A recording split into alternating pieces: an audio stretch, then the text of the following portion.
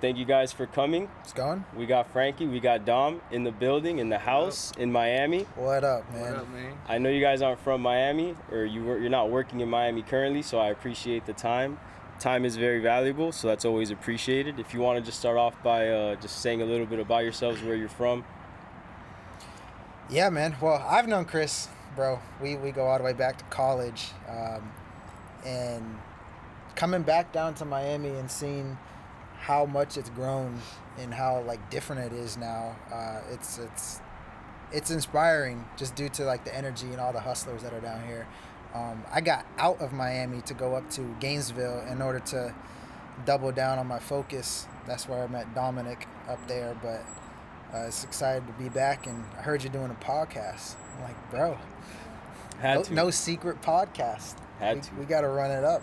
Definitely. Had to do it for the city and all the hustlers out there. And did you know Dom when I met you at Southeastern? Nah, dude. Okay, we met. So I'm originally from Boston. I moved down to Gainesville, about 5 years ago. And 2 years in is when I met Franky, and he was like the only hustler in Gainesville that I knew was hustling. I was like, oh man, we gotta connect. And so we connected it off and launched a company together and all that stuff. And then he was like, yo, this good Chris that I know from way back wants us on a podcast. And I was like, let's run it. Let's do it. I'm down. Nice. So yeah. What stood out to you when you said Franky was one of the only people hustling, which I feel like being from Miami, you see a lot of hustlers all around you. So when you go to somewhere else like Gainesville, for example, you automatically kind of attract the hustlers. So what got you to be like, damn, Franky's out here hustling. I got to talk to him. Dude, I'm originally from Boston. I was used to seeing Boston's a lot like Miami. I mean, there's just a lot of people out there hustling, bustling, whether they're going to grad school or they're starting a company or they have a business or whatever. And when I moved down to Gainesville is super country, and it's a big college town as well. And so I went from a place like Miami to Gainesville, and there weren't any hustlers around. And so I was like, where's everyone at? And it took a couple years to find them, because there are hustlers in Gainesville. They're just a lot more hidden and a lot more quiet and low key than Miami, much more low key. And so, did you go to Gainesville for school or for business? No, I was originally going to be going to school there. My entire family moved down, but I had dropped out way before. I was originally going to be a doctor and everything, but then I was like, nah, I'm all set with that. So what led you to Gainesville? Like, why Gainesville from Boston? So that's interesting. With the hustler's mentality. So I mean, we can go all the way back. Essentially, I graduated high school at 16, and I started going off to college. I was going to be a doctor. That's what my parents wanted me to be. It was a doctor. And I tried it for a couple years. I was like, you know what? I'm just going to respect them, honor them, and try it. To be honest with you, bio just didn't make sense to me at all. Like I was terrible at it. Bio, like biology? Like biology. Okay. The whole science stuff. I just didn't understand it. And so I just kind of fell into entrepreneurship and business, and really fell in love with, hey, I can help a lot of people. I'm also going to make a lot of money doing it. And that was one of the things that originally attracted me to becoming like the medical field in general, was the fact that I can help a lot of people. I can also make a good living doing it. And so I met some entrepreneurs, and I was like, man, these guys are doing this at a much higher level. I mean, I was 19 at the time, and I remember traveling down to Dallas for like a business convention, and there was kids my age, 19, 20, 21, in Dallas, driving around in like Corvettes, Ferraris, Lambos, and I was like, something's not adding up here. You know, there's something, clearly they have some sort of different equation than I am, and I've got to figure out what that is. And so that's when I fell into internet marketing, and I started asking them, hey, what are you doing to get this result? And they were all sourcing leads offline, online, whether it was Facebook ads or YouTube ads or just content or whatnot. And I was like, well, that's what I want to do. And so pretty much full sent. A couple of years later, my entire family moved down, and I came down with, and ended up in Gainesville. So that's like a short snippet. And bro, we actually met through another friend. Yeah. It was one of our mutual friends that, dude, world renowned in calisthenics. Like this dude, he actually came down here and was a part of Thenex. I don't know if you know, like Bar Stars all those guys on the South Chris Beach. Heria. Do you know who Chris Sounds Heria familiar. is? Sounds Do all the familiar. I'd have to see a crazy picture. stuff on the Oh, bars. I know what you're talking about. Yeah. No foot push-ups. And So all that's that. impressive. That when I see things like that, it makes me feel like my workouts, and I have good solid workouts, but it makes me feel like Yeah, it's you just feel not like weak enough. sauce. You feel like Because complete I weak wa- sauce. Yeah, You're like, exactly. dude. Like those people are training to be warriors, right? I'm training to feel good, look good, but they're out here training to be warriors. It's impressive. Anything hit cardio is I'm a fan of, but I stick to boxing. But that's a whole nother level. I mean, that's also practical. So that's what 'cause- you were doing with your friend, and then through your friend you met Dom? I mean, I didn't get like too far into calisthenics. I took my same athletic, I've seen you. You're like explosive type Extremely workouts, explosive, yeah. Dude, and so it carried over a little bit to calisthenics. See, calisthenic is explosive, but it also is very static holds, and it takes a while to build up the ligaments. Like dude, you use muscles and ligaments that you normally don't Right. use at all. Right. So me and John, his name is John, we connected right when I got to Gainesville, and I'm like, all right, another guy that for me, it's like, I just equate a lot of my work ethic and grit and discipline and perseverance to athletics, because I've been playing my entire life a bunch of sports. And so when I saw him, I'm like, okay, at least if he's at that caliber, he's got to have other things going on in his life that he transitions the same work ethic towards. So we connected through social media, and then we met in person, and then a few years go by, then he tells me multiple times, hey, you got to meet this guy named Dom. You got to meet my boy Dom. I'm like, who's Dom? Who is this cat? You know Dom's doing something right. I'm like, if that's but I how- don't. Yeah. He didn't give any 100%. context. That's good. But dude, the funny No point context is, at the funny all. part You is, gotta meet Dom. is Frank is John is on the other side, because I met him about 5 months before he introduced me to Franky, and like legit a couple weeks into like meeting John and getting to know him, he kept saying, I gotta introduce you to Franky. And that went on for months. A And to long one time. point, I'm like, dude, way Franky overdue. doesn't exist. Clearly, Franky doesn't Like exist. some He's your fake imaginary figure. friend. I don't know who he is. You keep bringing him up, but I haven't met him. I'm saying the same thing with Dom. I'm like, dude, stop telling me that. Like it's Make the Why, dang why intro. did it happen? Was it just life it getting in the way? Well, he lived out like on kind of the outskirts Yeah. of Gainesville, not like Gainesville, and so there's I guess like it was like 30 minutes away. About 30 or 30, so. 35 minutes away, yeah. So, but whatever, I'm willing to make the drive. So it didn't happen until we just showed up to the same event. It was actually Wow. a church event, and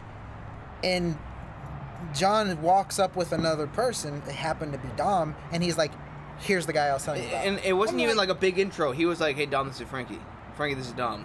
I'm like, "This is Okay. the guy." Okay. And is at it. that time, He didn't edify anything, Nothing. no No context, edification, no nothing. like, You guys I'm sorry it took me so long to finally at be this able to make point, the you connection. guys don't even know why you're Dude, meeting. we don't know why we're we meeting. We don't know. This is Franky's Franky. Italian, I'm Italian, we both cool. mean mug each other, there's no intro, and then the event starts. Yeah. Okay, so the event starts, and like, we're in this And big circle. We're sitting on two opposite Exactly. sides. I I'm look kind of at- like, I'm like, who I'm is this peeking kid? over, like sizing him up. That's like, hilarious. Who is And this? who's this where's guy? the middleman? Where's your friend? Dude, he minding disappeared. his He business? wasn't even. He was there at the event, but he was like, "Hey, this is Franky. Here's I think Dom," he left early. And, that was what, and I he think left he had early. to leave early. And so literally, It's a weird it's situation. like That's perfect. it's like Franky's over there, end of the balcony. I'm here. The event's going on, and we keep like looking at each other, like, "Who's this cat?" Mean mugging each other, knowing that we're gonna have to talk after this. Not sure how it's gonna go down because there's no edification at all, and that was like the setting. But I, at the same time, I was like, also, I wonder who this kid is, because he doesn't fit into this group at all. There's no one else that fits in, and I didn't fit in either. And that's like, for a while I was in Gainesville, I was looking for people to partner up with that I knew I could run with. I mean, that's just how it is, and I hadn't found anyone that matched my work ethic yet. And so I was like, well, I'll have a talk with him after this and see if he does. And more context even with that. I was at a point in life when, dude, I just had like a series of disappointments and failures, like a bunch, and we can go all the way back and then come back to this point. So I had Okay, like cool. like everybody does. Everybody has failures and disappointments and struggles in life, whether they voice it or not. Everybody goes through the same pain. Most people don't know what to do when they have pain and setbacks and obstacles, and the response to those setbacks and obstacles are wrong. Like, they either go into isolation mode, they bury it and act like nothing happened, or like hustlers, all the viewers on the podcast, all the listeners, they use that as fuel to push them and propel them forward. It's like extra octane and dude, in their engine. To be like straightforward, I think the thing that sets the hustlers apart, like the ones that make it versus the ones that are just suddenly somehow still grinding 5 years later, are just the ones that ask the right questions. Like, if you want better results in your life, you just had to ask yourself better questions, and you're just gonna get better outcomes. It's, at the end of the day, it's like an equation, right? And so, and many times you can't just ask yourself those questions. You got to go ask someone else that question. Like, go find the people that have what you want and go ask them, hey, how did you get this? Like, way back, I was in Dallas, and there was this kid from Canada, 22 years, had a Lambo. I went up to him, I was like, how did you do it? Exactly. There's another guy, he was 8 figures. I went up to him, I said, how do you do it? So I agree with that mentality. To go off that, I feel like, I don't know if you guys want to tell me your thoughts on this, but a lot of times people, when they're talking about finances, they seem to be like if they're a turtle in a shell, where it's almost a wrong question to ask if you say, hey, how much does that job make you a month? How much are you making after taxes? It's almost like people say, hey, how much are you making after taxes, if you don't mind me asking? I think that if you don't mind me asking should be taken away, because it's intrusive in a way. To me, it's like, it's perfectly fine. It should actually be asked more. If you're surrounded by people and you want more out of life and you see someone that has more, I think it's perfectly fine to say, hey, how much do you make a month? And then ask them, wow, that's what you do? How do you do that? How did you get into that? I think those questions are really important. I think in this day and age that we're in, there's like a negative stigma when it comes to saying, hey, I want to become financially free. It's almost looked down upon, as if like, well, you want more than $100K a year? Like, you should be happy that you have $100K a year. And I'm saying that, like, if you're making $100K a year, that's great. But like, why not have $100K a month? Like, there's no reason why you can't. And it's not really, you shouldn't be in love with money, but you should fall in love with the process of making money. It's just like anything else. You should fall in love with the process of becoming fit, because the outcome is just, you're just more healthy. What happens when you have more resources? Money's like, it's resources. The more resources you have, you play at a higher level. And that question should be removed, and the question of how much do you make should be normalized, because I think that will expose the fact that most people can't handle their finances properly, and that's the reason, because it's not taught well. Exactly, and it's not talked about. It's not talked about. It's not taught. I went to college. I dropped out. Never once did I hear about taxes, credit, leverage. None of that. I was told, hey, you got to get a good grade on this biology test. I think the root of that, if you go like straight to the root, if you see somebody with a Lambo, immediately you don't think, oh, they must have gone to school and had good grades. No, you think, yo, this guy went against the grain. This guy did something untraditional. What did he do? What rules did he break? What risks did he take? He had to do something different. But I feel like we are conditioned to think, if I want more, that it's some sort of a bad thing. Well, I would say, to speak to those people that would say that, it's a bad thing to want more. When you say things like, when you see a guy with the Lambo, he did something, he went against the grain, right? It's not necessarily about the materialistic thing of having a Lambo. It's the fact that this person is a human just like you, with the same mind and opportunities, but for whatever reason, he's at another level, right? Well, so the Lambo signifies a level, because if you're able to spend that much on a car, you're able to spend a lot more on a lot of other things, like traveling the world or helping others or being a positive impact to others, right? So it's another level of life that people need to realize. That's why money is as important as it is. It's not just a cliche. I think along those veins, like, yeah, no, it's not about the Lambo or the fact that you have a yacht. The deeper reasoning behind it is the fact that when you have a system that brings you cash flow in, it gives optionality. If you want to drive a Lambo, you can drive a Lambo. For goodness sakes, you could have that system, be able to afford a Lambo, and just drive around a Lexus if you want, because you're not a car person. But right now, you can say, hey, you know what? I want to go to the Bahamas for the weekend, and boom, you can. It's optionality. That's the whole goal. It's the optionality to do what you want, when you want, whenever you want, with who you want. That's the goal of creating any sort of system where you can just wake up and say, hey, I want to go to Bahamas today, or I want to do whatever I want when I want. And that's like so important and not. I agree. Closing that gap. I also feel like it's fear and it's ego and it's pride, because if you ask somebody how much money that they're currently making right now, they don't want to say that I want to make more, because in their mind they've already limited themselves and they can't do that, whatever it takes to get to the ability to 10x I completely that income. agree, and I feel like that's why it is all about a mindset, and it's hard to find like-minded people at times, like you were saying, because in reality, I could tell somebody how much I make a month, but it really depends on how they look at it. So somebody will look at me and say, wow, that's amazing, like, that's, how do you do that? And then I'm looking at them like, are you serious? I need to double this as soon as possible. Like, I can't live like this. Like, we need to continue leveling up. But then you could look at another person that is in another position in life that I'll tell them how much I make, and they'll look at me and be like, that's it? How do you survive? You know? So there's different types of people that I feel like it's a mindset thing. You need to know how much you're going for, and then how it's gonna happen. That's why you need to ask a lot of questions. Dude, it's so important to be uncomfortable with not leveling up. Like, if you're at a certain place, let's just see, we'll use like 10K a month as a measuring stick. If you're at 10K a month and you get there, great.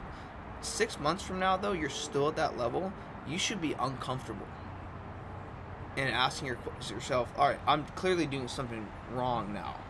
I was doing something right, it got me to this level, and now I can't seem to break through that, and that really pisses me off. That's the mindset that everyone has to have, like being uncomfortable with not leveling up and growing. And I love the analogy you made. You have the people that are asking you, wow, that's it? And you have the other people saying, wow, how did you do it? You know, and the more that you surround yourself with those people that are asking, that's it? Like, you should be making twice that, 3 times that, 5 times that. Those are the people that you get around, and that's where you start thinking bigger, because they're like, yeah, I just made $80K this month just chilling out at my house. And you're like, dang, I just only made $10K. Bro, it's the same principles across the board. Like, I think of back to football. If I join a team that their standard of training is insane, they're lifting heavier weights, they're running more sprints, they have a regimen in place, compared to another team that it's like, I don't really care if we win or lose, we're just giving our best effort. It's the standard, and so it's that environment that you put yourself in, that when you get there, immediately as human beings, we're very observant, whether we realize it or not. A lot of it's subconscious, but we're observant people. We look to see where that standard is. If I get in an environment and people are crushing it and I'm way lower, then I think I gotta catch up. I have no other option but I have to catch up. But if I'm in an environment and people are way lower than me, then it's like, this doesn't really matter. I can slack off because I'm not normal in this environment. And so you have to level yourself up to the point where you're around other people that are playing the game at a higher level. Because the longer you allow yourself to be influenced by people that don't have goals, that don't have drive, that don't have connections, that don't have hunger, it's only a matter of time before you buy in to that mentality. Well, then it becomes okay. And that's where the comfortability just becomes. If you start hanging out with people that are satisfied with their life and they don't want more, or they say they want more, but then their actions aren't telling you they want more, that sets the stage for you to just be like, all right, well, maybe this is okay, but it's not. And I will never be that type of person. So I feel like surrounding yourself with like-minded people is if not the most, it's one of the most important things on your road to success, because you're going to see that a lot of people just can't catch up with your grind, which is okay because everyone has their own things that are going on in their life. But if you find like-minded people that are willing to put anything like at the top of their priority list and go after it nonstop, it's gonna get to a point where it's inevitable that you either learn and become better, or you get exactly what you want and now you go to that next level. So with what you're saying, one thing that we found along this journey, if you want to call it that, is relationships. Because I get, like, there's people that think that they can enter into a room and swindle their way into a relationship by coming across like they have a lot to offer and value and everything. Dude, when you're at that level, you can sniff it out. Like with us, and the reason why we've been able to hit the margin of success that we're at right now, which again is like, man, a sense of urgency. We can't stay here. Like we have to continue to get better every single week. Like we can't stay the same. But the only reason we've been able to do this is because our approach to business, this is from a client side to a supplier side to a staff member side to an executive side. Every component of business for us is relationships and relational. Because what we've noticed is, number one, it's relationships. Number two, you gain respect. Once you have people's respect, then that breeds loyalty. Because people, when they're loyal to you, they know that you're truly for them as a person first, then as a professional second. They want to catch up. And they want to, instead of like a 9-to-5, or how they think is, how can I shave minutes? How can I do as least as possible and still get paid? Where a go-getter is like, how can I go above and beyond the extra mile even if nobody is noticing? Because I know that is more valuable than money temporarily. And so with us, it's like, on our come up, back to the story of kind of how we first met, right? That night set the tone. Because from that night to where we are now, there's loyalty between us, and that same thread and that standard of doing business and being for people and wanting them to win and putting them in position to win has been like how we've leveled up. Because of, hey, it's not about us. It's not about us. I think also a pitfall people can fall into is like, oh yeah, I got to be around winners and I got to be around people at a higher level, so I'm just gonna be around them. No, you got to have something to offer, but you have to lead with relationships. And lead with relationships meaning I'm initiating this friendship, this partnership, this interaction with zero ulterior motives.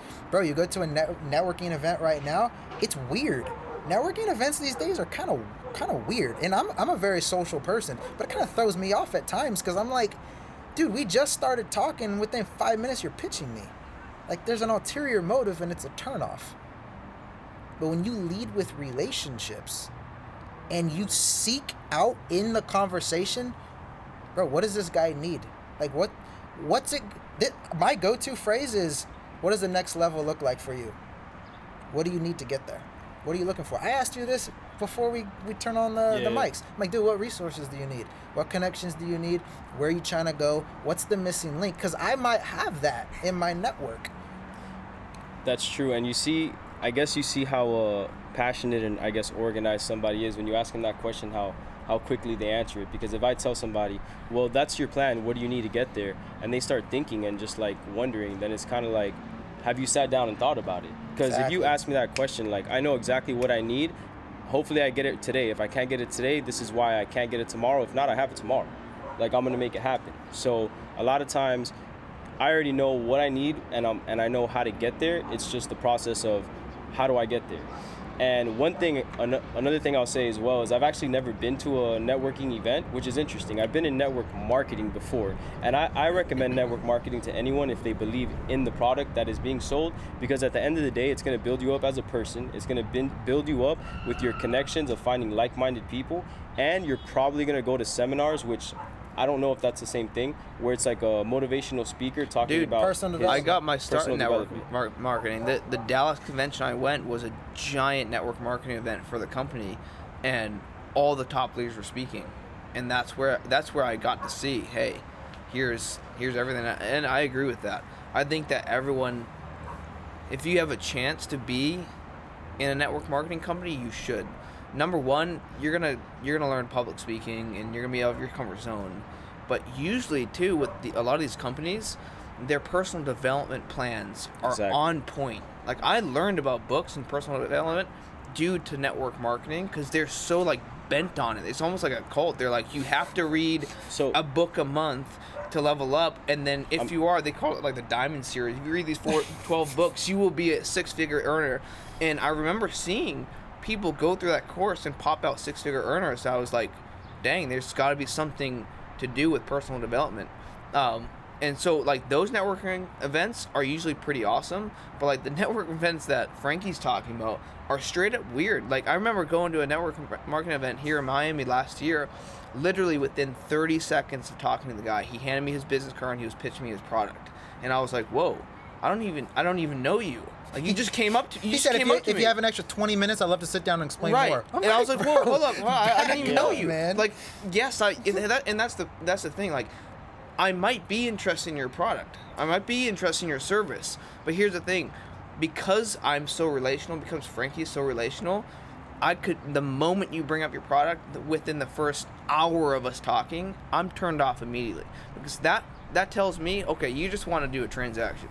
Yeah, I think you can't be transactional. You can't be transactional. You have to go into it with a mindset of, hey, I want to build this relationship so we can do business for the next 50 years. Yeah. If we get into business. If we don't, you know what? Maybe I have someone that I'm friends with that I connect you guys to, and you guys go do business for the next 5 years.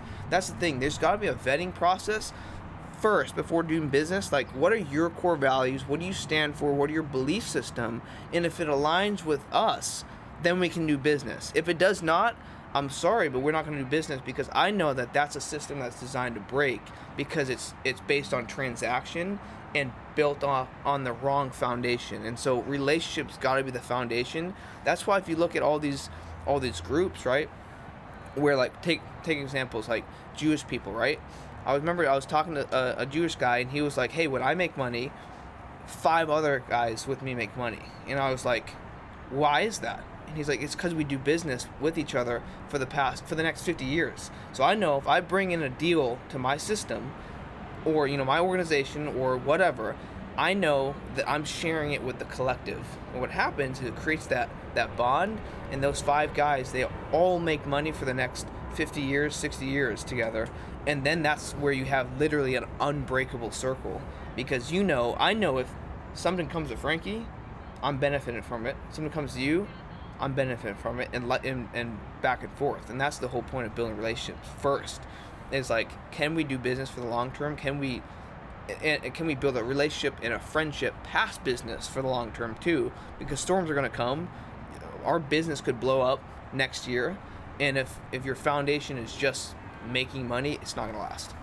Yeah, I would say I agree with everything you're saying, because since I've never been to a marketing event, what I've done is throughout my life, I've always built good connections with people through quality conversations that happen to lead to, oh, I didn't know you do that. Oh, I didn't know you know this person that does that. And then it all gets connected, and then you see what contacts you can leverage based off of their strengths and what your weaknesses are.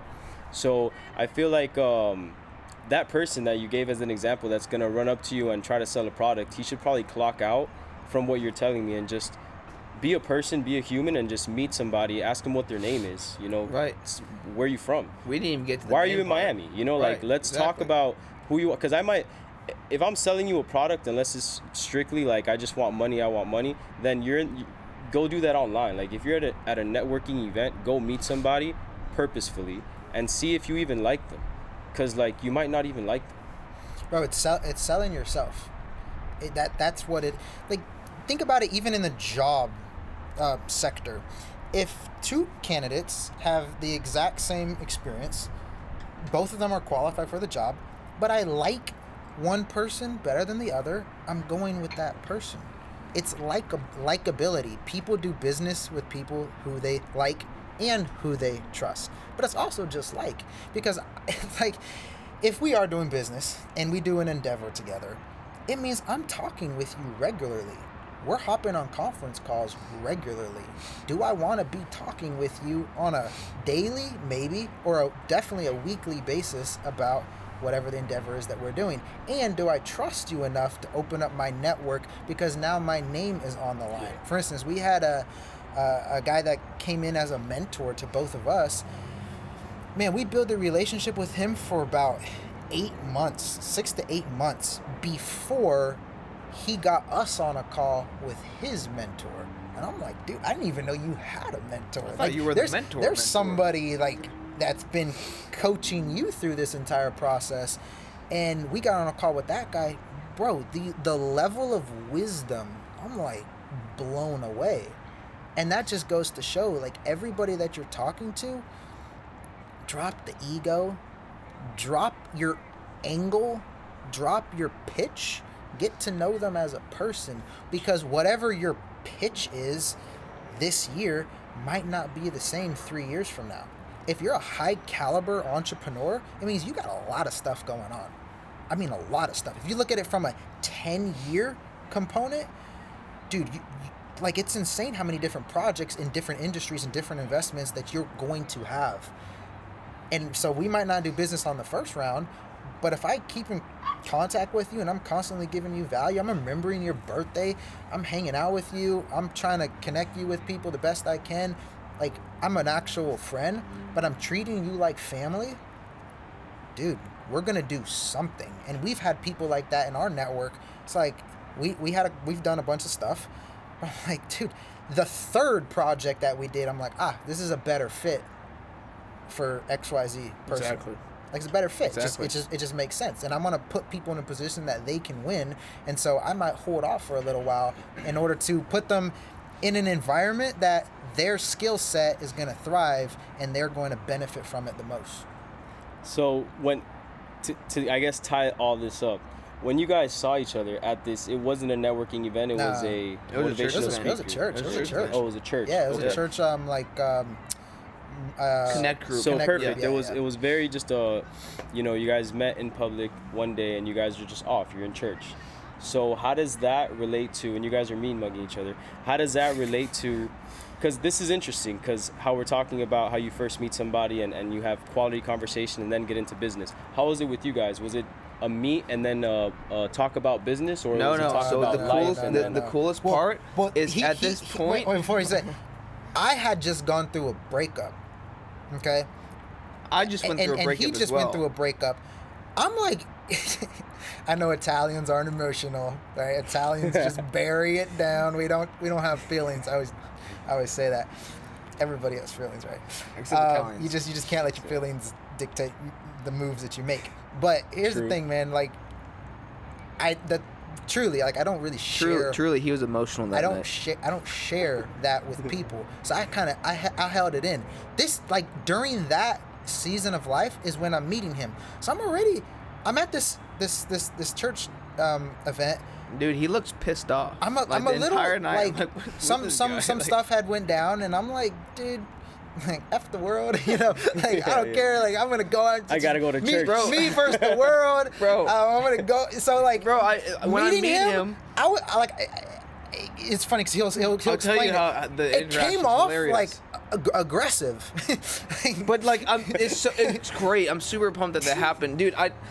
Like I said, John was like, hey, here's Franky, here's Dom, and immediately there was a dap up and he mean mugged me. So I mugged him back. I'm like, what is this guy? Right? He looks kind of pissed off. I'm like, man, this guy's going, either he hates life or he's going through something really rough. And I'm like, well, that's perfect, because right now I'm in the season of my life where I just broke up with someone I was dating, and she broke up. no, that was the next okay. one. So I broke up with her because There's a difference, dude. She tried to tether me and wanted me to take a 9 to 5, and I was like, I'm sorry, this ain't gonna work out. So I was like, later. Even still though, breakups, whether you break up with the girl or the girl breaks up with you, either way it's rough. Both sides it's rough. I don't care what they say. You reevaluate everything. Yeah. Like I thought, like, because you invest so much in that person, then you're like, I actually got to break up with this person, and I just, quote unquote, as a hustler, you're like, I just lost 6 months, 8 months, a year, and you're like, dang, I reevaluate everything. Because you look at it as an investment. You look at it as an investment, and the whole thing, like with me, is if I pick something, I go all in. So it's like you put all the chips in, and it doesn't work out, and then I'm just like, I'm pissed off because I'm like, it didn't work. What the heck? I try to explain that, like, if I'm talking to a girl and it could be potentially a relationship and that's what both of us are trying to get at, I let it be known in the beginning that, look, this is my schedule, and some people might think it's crazy, but I would also want to be like the best boyfriend to you. So at this point in my life, and then it depends, I may be able to or I may not. But at that point, at least it's been said, and she knows what she's getting into. Dude, it all comes down to intentionality and priorities. Like, if you want to have a family, which I do want to have a family, then okay, you start dating someone, then you're like, okay, well, I'm gonna hustle as hard as I can.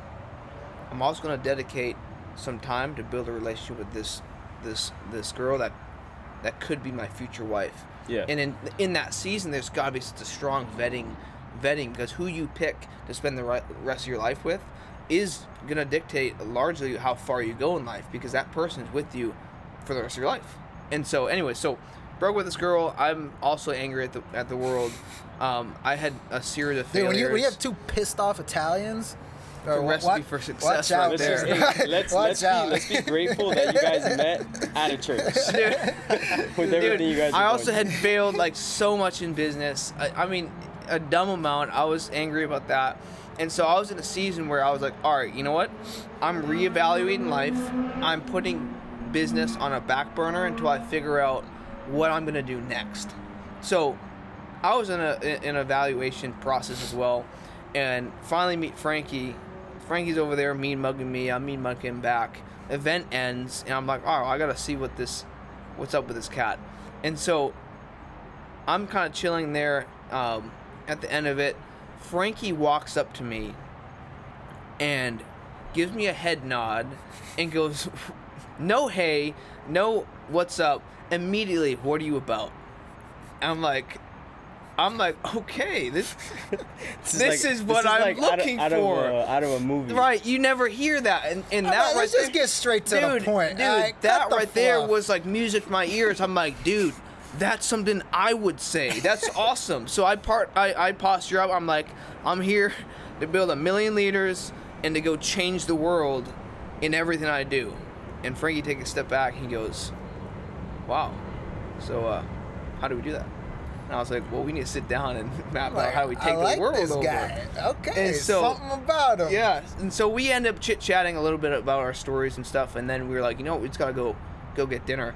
And a few months later after that, we ended up getting dinner at BurgerFi, and we chopped it up for like 4 or 5 hours, just about life, business, where we're at, what we've gone through, and we just really connected on that.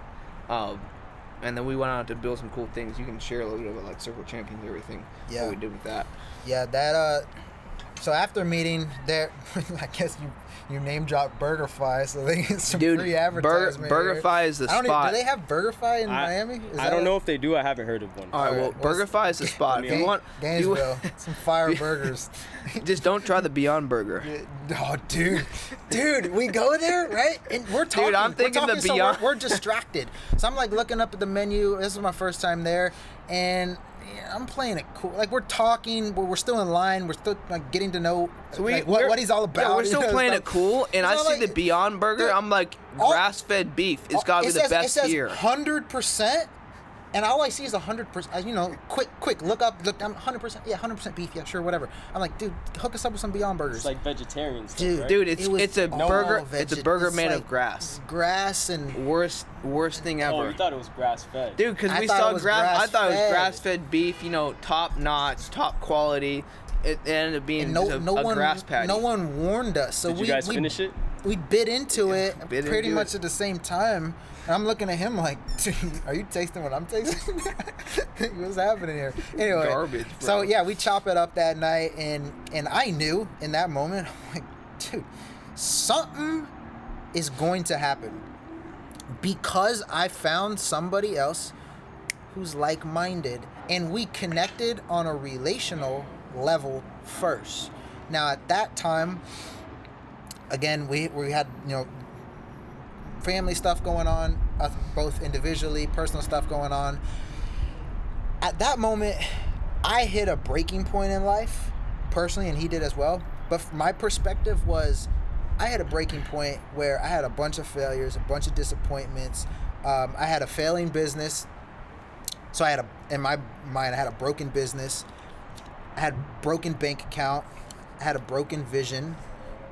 I did a backflip and broke my arm, so I had a broken arm, and then the whole breakup, so I had a broken Dude, this heart. guy's so athletic. Dude, I had he like broke five his levels of arm. brokenness He broke his in fingers my jumping life. too hard. So at that point, dude, I went full surrender mode and surrendered my life to God. And I remember having a conversation with God. I'm like, God, listen, I'm not the best at math, but something ain't adding up here. I'm like, all this work, all this dedication, I'm sacrificing, and the output isn't what I want. It's nowhere near what I want. Like, I can't work this hard just to work this hard. What's happening here? And I felt in my spirit God say, are you willing to lay it all down? I'm like, sure, I guess. I have no other option. Like, I'm confident in my abilities, and at that point in time I had just met Dominic. I'm like, okay, I'm gonna surrender it all. At that point in my life, like, a genuine relationship with God, got baptized, and then immediately, like, right after that, I remember God, when I was praying, and he said, you're gonna be clickbait. Like, what does that mean? And as I was like reflecting upon that, and what he was telling me is, you're gonna be clickbait, meaning you're gonna be so attractive with what the world deems as successful that they're gonna go to you for advice. They're gonna go to you for materialistic things. They're gonna go to you because of a level of what they want to get to, but then they're gonna discover something else behind the scenes, which is living a life with biblical principles and doing things the right way. Because, like, as a Christian, we're meant to multiply our gifts, multiply our talents, go out and make as much money as possible to be able to help as many people as possible. And so I'm like, okay, well, like, I guess I'm gonna lay down business, even though that's something that I held on so tight. Like, I'm very performance driven, but what I realized was I wasn't performance driven. I had a distorted identity. Like, I thought my identity made me into who I was, which I was a football player, I was an athlete, I was social, I had a good personality, fill in the blanks. But he's like, lay it all down. So then I took a step back. For about a week, I just reevaluated everything, prayed a lot, and I said, all right, God, you gotta show me, like, what's the deal? What's happening here? What do I do with my life? Why would he give me all this ambition and entrepreneurial mindset and way of like building things and pioneering things just to bury it all? It didn't, again, to my brain, it didn't make sense, but I had to trust, and that's what faith is. Faith is something that you can't see. It's not tangible.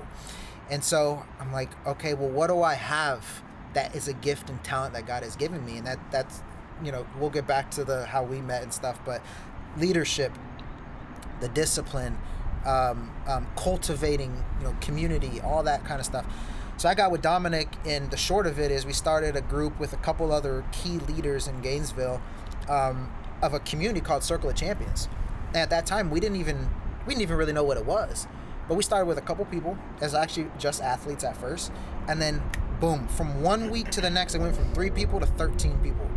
And it went from 13 to like 24, and then 24 to like 37. And it kept growing week after week after week. And what it was is it was a community of like-minded individuals, whether they were athletes in the medical field, whether they were young hustlers, entrepreneurs, that would come together every single week, week in, week out. And we would talk about principles, life principles, biblical principles. How do we apply it to our life? Just an environment like almost, dude, it could have been a podcast. Yeah. Like talking about real life issues and how we could be there for each other. And our foundational verse was, as iron sharpens iron, one man sharpens another. Because here's the deal. If you're a piece of wood and I'm a piece of iron and I'm trying to run with you, like, and I'm trying to associate with you, you're a piece of wood, you're going to get damaged. And I'm a piece of iron, I'm going to get dull. It doesn't make sense. Iron sharpens iron, meaning you need like-minded people with you, but because of being in the same environment, in that proper alignment, both create friction. And that friction sometimes is uncomfortable. And that, like, a true friend, a true brother will challenge you out of your mediocrity and will say, look, man, you've got blind spots. I got blind spots. Matter of fact, tell me what you see in my life that I can't see, because that's life. Ego says, all right, I know how to do everything. And it puts a cap limit on your growth. And so it was really cool, like this community. Another verse that we always went over in the group was, two people, one person standing alone can be attacked and defeated. Two facing back to back can defeat, and conquer. And so that just, like, in my brain during that season was, okay, surrender what I thought that I wanted in order to help people. But through that, what we discovered was, dude, this is what leadership and servanthood is all about. Zero ulterior motives. We're not pitching anything. We're not trying to make money from anybody doing anything. From there, it led to speaking engagements. It led to helping the local high schools, UF, Santa Fe, up in Gainesville, speaking to the baseball team, basketball team, football team. And through that, what's happening? That is sharpening communicative skills. It's sharpening leadership skills. It's sharpening the ability to be able to take somebody, assess where they're at, figure out a plan to move them forward. Nobody does that because everybody has these ulterior motives, which we talked about earlier. Dude, to that point about like getting around like-minded people, it's so important, and I'm gonna dial it back to like my story real quick. You've got to surround yourself with like-minded people. So at the front of it, it might be like, all right, are you hustling? Do you want more in life? Are you getting after it? However, there's got to be a proper alignment with who you surround yourself, because not all hustlers or people that are wanting more or going after something big are people that you should hang out with. For example, when I dropped out of college at 19, right, because I saw all these entrepreneurs, moving, shaking, and doing some cool stuff. They got like the money side right, but the thing that I missed was they were also like top drug dealers in Boston. And so their values and what they were doing did not match up, and what that led to was me going down a spiral where I got hooked on drugs, abusing alcohol, which eventually led me to try to commit suicide twice. And that's because I wasn't aligned with people that were actually going to grow me as a person, but rather just make a bunch of money as much as possible. And so that led to a season of so much depression and anxiety and just loneliness, because I was just so lost due to the fact that I was running around with people that were making money, but at the same time, they were into stuff that is destructive. You can't have that. You can't have longevity you can't bring longevity when there's not alignment like that.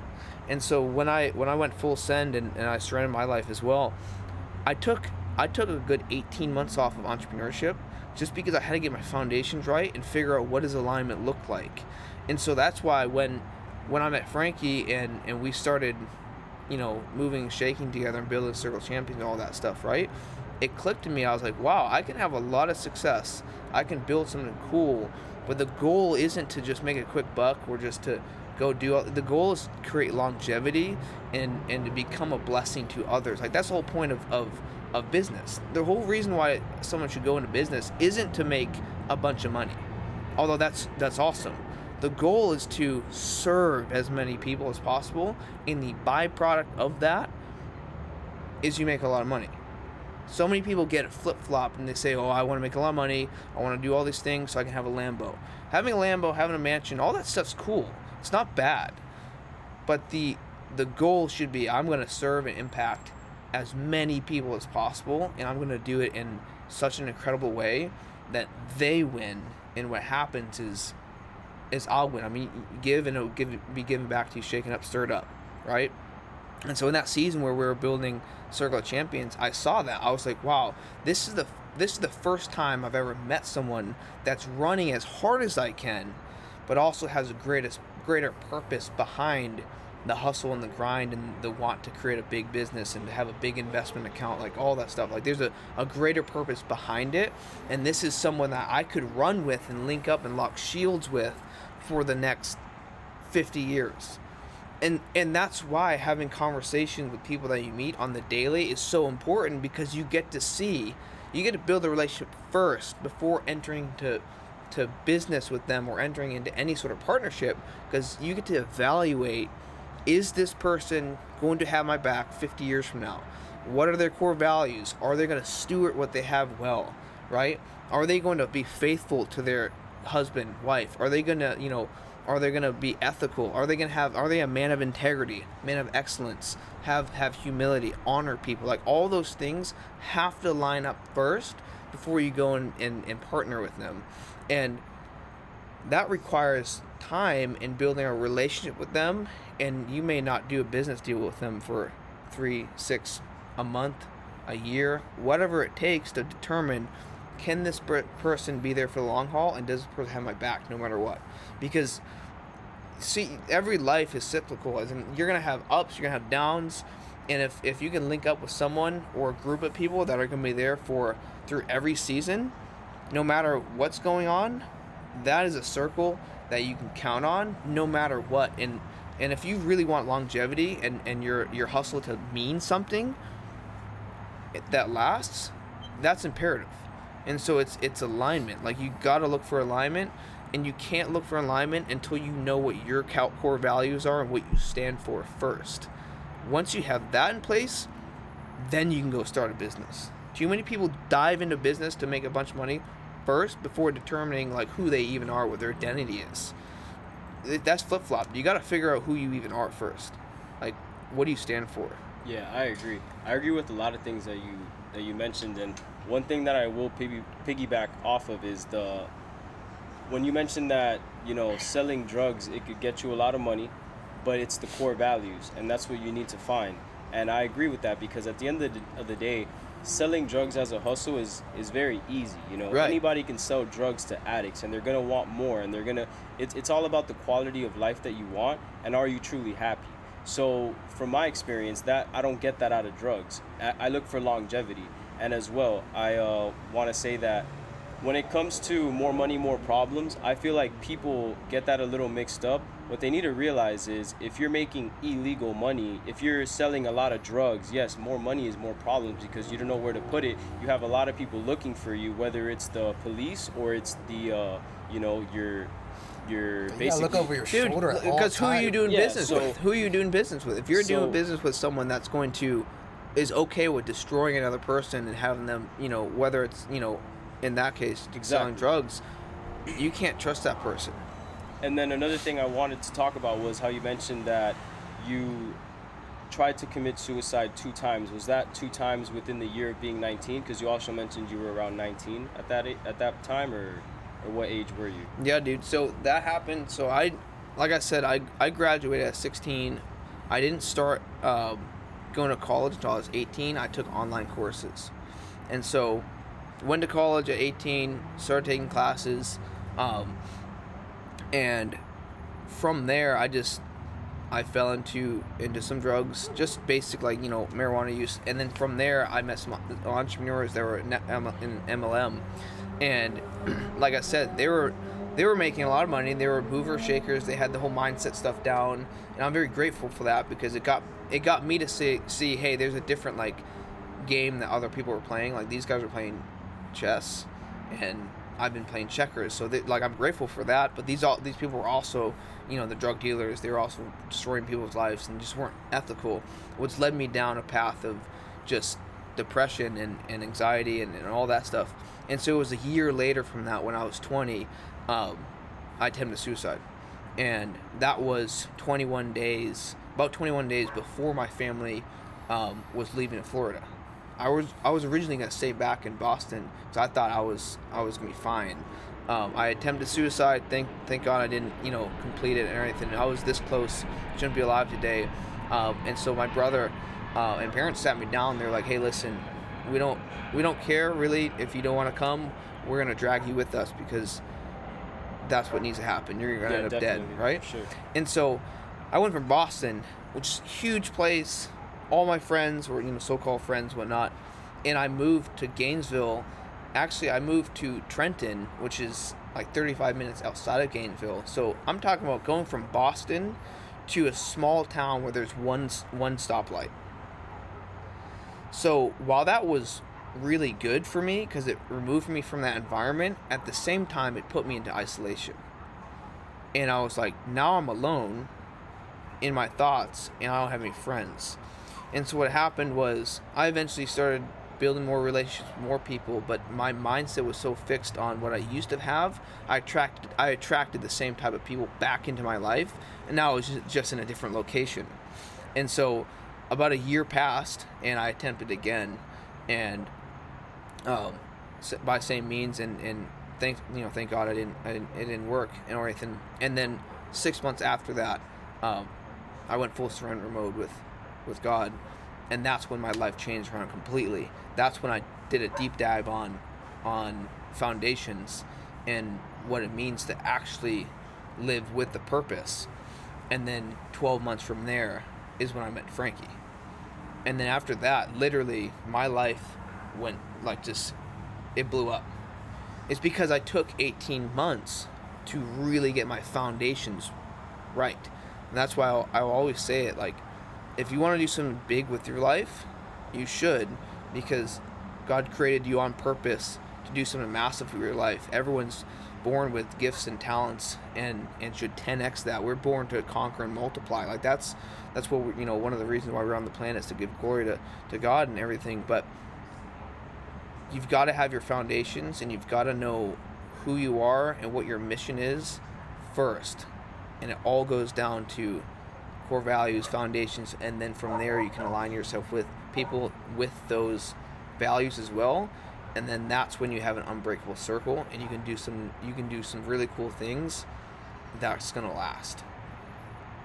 Yeah. It actually sounds counterintuitive, because he's saying 18 months. You're gonna have a listener that's thinking to themselves, dang, 18 months? That's a lot of wasted time. It's the wrong perspective, because actually you spend more time figuring out who you are, where you're going, what you want, then you save time down the line, because you've got too many young hustlers jumping from opportunity to opportunity to opportunity to opportunity to opportunity. They keep flatlining. Dude, and to that point, it was like 18 months to 2 years that I took off business, right? Entered back in, 2 months in, I hit 6 figures. That wouldn't have happened if I didn't get the foundations proper at all. To what you guys are saying, I would say to the people out there that consider themselves hustlers but are jumping from opportunity to opportunity, I would say invest more time in yourself and get the personal development and know who you are and what you want out of life first, because then the opportunities will come your way, instead of you wasting, like you said, you can waste a lot of time jumping from opportunity to opportunity to opportunity, when in reality it's never going to work out if you're not ready for it internally. And that comes from a lot of self-development. That comes from a lot of, I would say, reading books as well. And I commend you because of what you've been through, and I know a lot of others, listeners that are listening have been through similar or the same, but they don't like to speak about it. So the problem and the issue with that is not only like, yes, reach out to your friends and make sure they're okay, but in the way that I see it is like they might tell you they're okay anyways, but they might not be. So it's not about make sure you check on your friends. You need to check on yourself. You need to check on yourself every single day before you check out your friend that might not be good, because he needs to also realize, or she needs to realize, that she needs to work on herself by herself. You need to put yourself in a place where you want to be better every single day, to maybe, if it's not about you and you don't care about yourself, to impact somebody else in life, because that can happen any day. You can go to the supermarket and make somebody's day with a compliment. It's just that simple. So if you are able to grow within, then opportunities will come your way, and you're going to be able to know which opportunity you want and which one you're not going to spend your time on, because you might not even, it doesn't align with your core values, like you were saying. And this can stop maybe somebody else from thinking, I want money, I want opportunity, and then they run into a drug dealer that is making the amount of money that they want. Stop yourself, take a couple steps back, and think about where you're headed. And is this where you want to go, and is this where you want to be? Because if your core values aren't aligned, you're going to run into the same mistakes that you did, and it's going to take you to a dark place that you don't want to be in. So I would say self-improvement and self-development is key to success. Once you have that established within yourself, you're going to meet people like how you guys met, naturally, organically, without trying to. You guys didn't meet at a networking event. You just met in life at church. You guys were both going through things where you probably didn't want to talk to anyone, like you guys mentioned. But if you guys know what you want inside, then something within you, whether you call it God or the universe, will guide you to where you need to go. That's why you need to, surrendering is a big thing. You need to surrender yourself and surrender what you think you want, and be open to what is really meant for you. And I think that's where you'll really truly find yourself and people that are going to be on the same mission to guide you to where you're going. And this is kind of why I wanted to build this as well. It's like a platform to allow those people that may not know where they're going, and they're probably lonely, because in this road, the road of the hustler mentality is extremely lonely, and people follow you, but then they fall off. And if you keep going, it gets lonelier. So you need to surround yourself with like-minded people, and I turn the cameras on to let them know that we're out here. Like, they're here today. Look at these guys. But also, there's going to be another guest talking about another story, and we're all the same people. It's just hard to find in a busy city, but this is going to be the place where any hustler that wants to make it in life, and again, hustling is not selling drugs. That is easy. Hustling is finding your passion and going after it no matter what obstacle is in front of you. So this is going to be a place where these people could just get together and talk about their stories. And I appreciate you sharing that, not only to me and Franky, but anybody listening. Yeah, dude, to that point, like, everyone goes through struggle, and that's a good thing. You've got to go through a season of struggle. You've got to go through a season where you get broken up with. Like, you have to experience that, because that, in those moments, in those seasons, is when you discover what you really are made of. Because it's easy to hustle and to grind and make moves when things are going well. Like, if stuff's cranking, the system's working, leads are coming in, deals are being closed, and you're chilling. Like, it's easy to feel great and be like, oh man, I can do this all day. Who are you when stuff breaks, or you haven't made it, nothing's worked out? Like, who is that person? Are you going to embrace the struggle and push through it and be so set on, hey, I'm going to outlast? Like, if you want to win in any game, it's outlasting. It's like a marathon. We're not here to sprint. Life's a marathon. It's a team sport, and the goal is to outlast. Like, I love that word, because it literally means, hey, if I keep doing the right thing over and over and over again, I'm going to get a great result. It's where confidence comes from. Confidence is only evidence that you're able to do something well. Like, if Franky throws a football 1,000 times to his running back and he completes the pass, that next throw, he knows that it's gonna hit the running back on point. He knows. He's thrown 1,000 throws. Like, if I'm on the free throw line and I've hit 1,500 free throws, I know in game, I know I can hit it. It's because I've built up the evidence of doing that. It's like your sales calls, right? If you hit 1,000 mock calls, you're pretty confident that you can do it. And that confidence is built from the work that you put in behind the scenes, and that work is going to help you outlast everything and everyone, and the other people that are thinking that way as well will see that, recognize that, and partner up with you on that. Bro, just to speak on just that one word, outlast, that is perseverance. That, like, to just give an emphasis to core values. If I'm talking with somebody and they have never struggled and hit rock bottom, they haven't had a serious test in their life. Because that's a question that I ask. Like, if we want real alignment, it's gonna be, what have you gone through in life? How did you persevere? I have to ask that, and I need to have a clear answer for it. You're gonna give me fluffy, just a Jello comment with just there's no substance to it. And I'm like, you haven't gone through anything.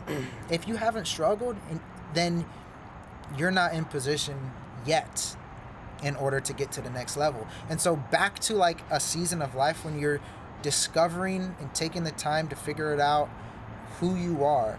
Why that's so important is because you know what to do when you know who you are.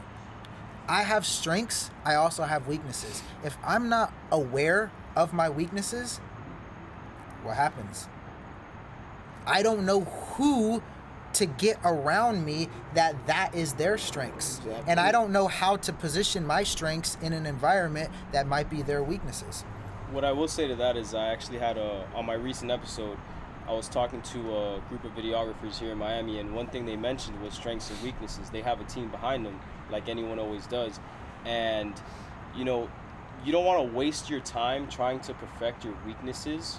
You can just find somebody that has that as a strength, and then you work with them.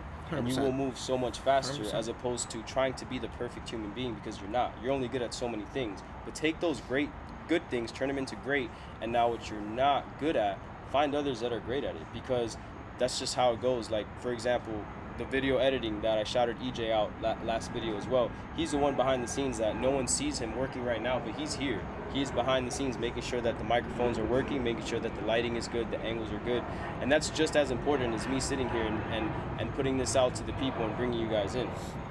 So I feel like it's always going to be which is relationships. Exactly. I was going to say a team effort. It's back to relationships. If I have a strong relationship with my team and I make them feel like they matter, like they might be, you might have a janitor in your organization, or for us in our scenario, you might have a setter. Somebody's doing outbound cold outreach. It's like, okay, I'm still going to treat that person with the value that they are bringing and remind them and empower them. And put a game plan in place that they can grow. There always has to be a growth track to everybody in your ecosystem. Dude, something that we say at our company all the time is everyone at the table eats. And the reason why that's possible is because the currency at our company is the value that you provide. And that's not just you're getting paid to do what we're paying you to do. The value is, are you going to go above and beyond what's just required? Those are the people that I'm like, I want to keep working with you guys long term. Whether you're doing product research, whether you're setting, or maybe you're the CMO. Doesn't matter. Are you willing to go above and beyond and remove the title and say, man, I'm a human being, I'm good, I know what I'm good at, and I'm going to do as the best job I possibly can in this season right now. Those are the people that stand out to us right there. I feel like those are also the tough people that, like you mentioned, have gone through things themselves. So 100%. It makes them want to go above and beyond, because if a speed bump is along the road, they're going to hit the speed bump and say, that was nothing, and then continue to reach greatness. But if somebody that hasn't really been through as much hits that speed bump, they might stay stuck getting over that speed bump for like 3 months. Exactly. When the other person just ran through it because he's already been through that. He's been there and he's done that and he's good. And another thing I would preach as well is the struggle, because the struggle is going to come no matter what. It's who you are. It builds who you are as a person, because every time you struggle, you learn. That's inevitable. And that's why I say you have to be grateful for any speed bump, or grateful for any even mistake, or anything that allows you to just stop and just take a couple steps back and start to learn. You got to be grateful for all the opportunities you have in life, and honestly just be grateful for every day that you have. Every day you can get 1% better. 1% better is honestly nothing, to my standards. But if you want to start somewhere, if you get 1% better every single day, in 100 days, that's a little more than 2 months. Like or 3 months, you're already 100% better than where you were a couple months ago. Just 1% better every day. And that's something that I would say is not talked about as much, but it is that struggle is where the greatness comes from. If you're going to be a champion, you need to be built off of struggle. You aren't a champion just because you worked hard and now you're a champion. Yeah, like your biceps don't grow if you don't hit the gym. It hurts. Dude, it hurts. Two stories. First off, with Circle of Champions, to go back to what we're just talking about here, where everybody in your circle matters. An analogy we gave at Circle of Champions was King Arthur. King Arthur, in his entire kingdom, he never had square or rectangle tables. He only had circular tables, because every time that he broke bread with his knights around the round table, it was significant, and it symbolized that if you're at the table, there is no head. Everybody's equal. Now, the king was at the table, and yes, technically the king has the final word, but he's lowering himself and leading by example, and explaining with the symbolism that, hey, you are here at this table, meaning you play a key role to being here.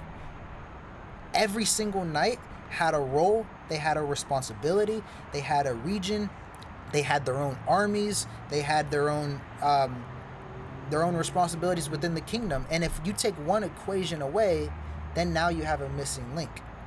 Matter of fact, he also would have an empty chair at the round table at all times as well, meaning, hey, we're still united as a front, as a fortress, but there's a missing chair, meaning we're never so close thinking that we are all we have and all we'll ever be. We're going to continue to expand this family.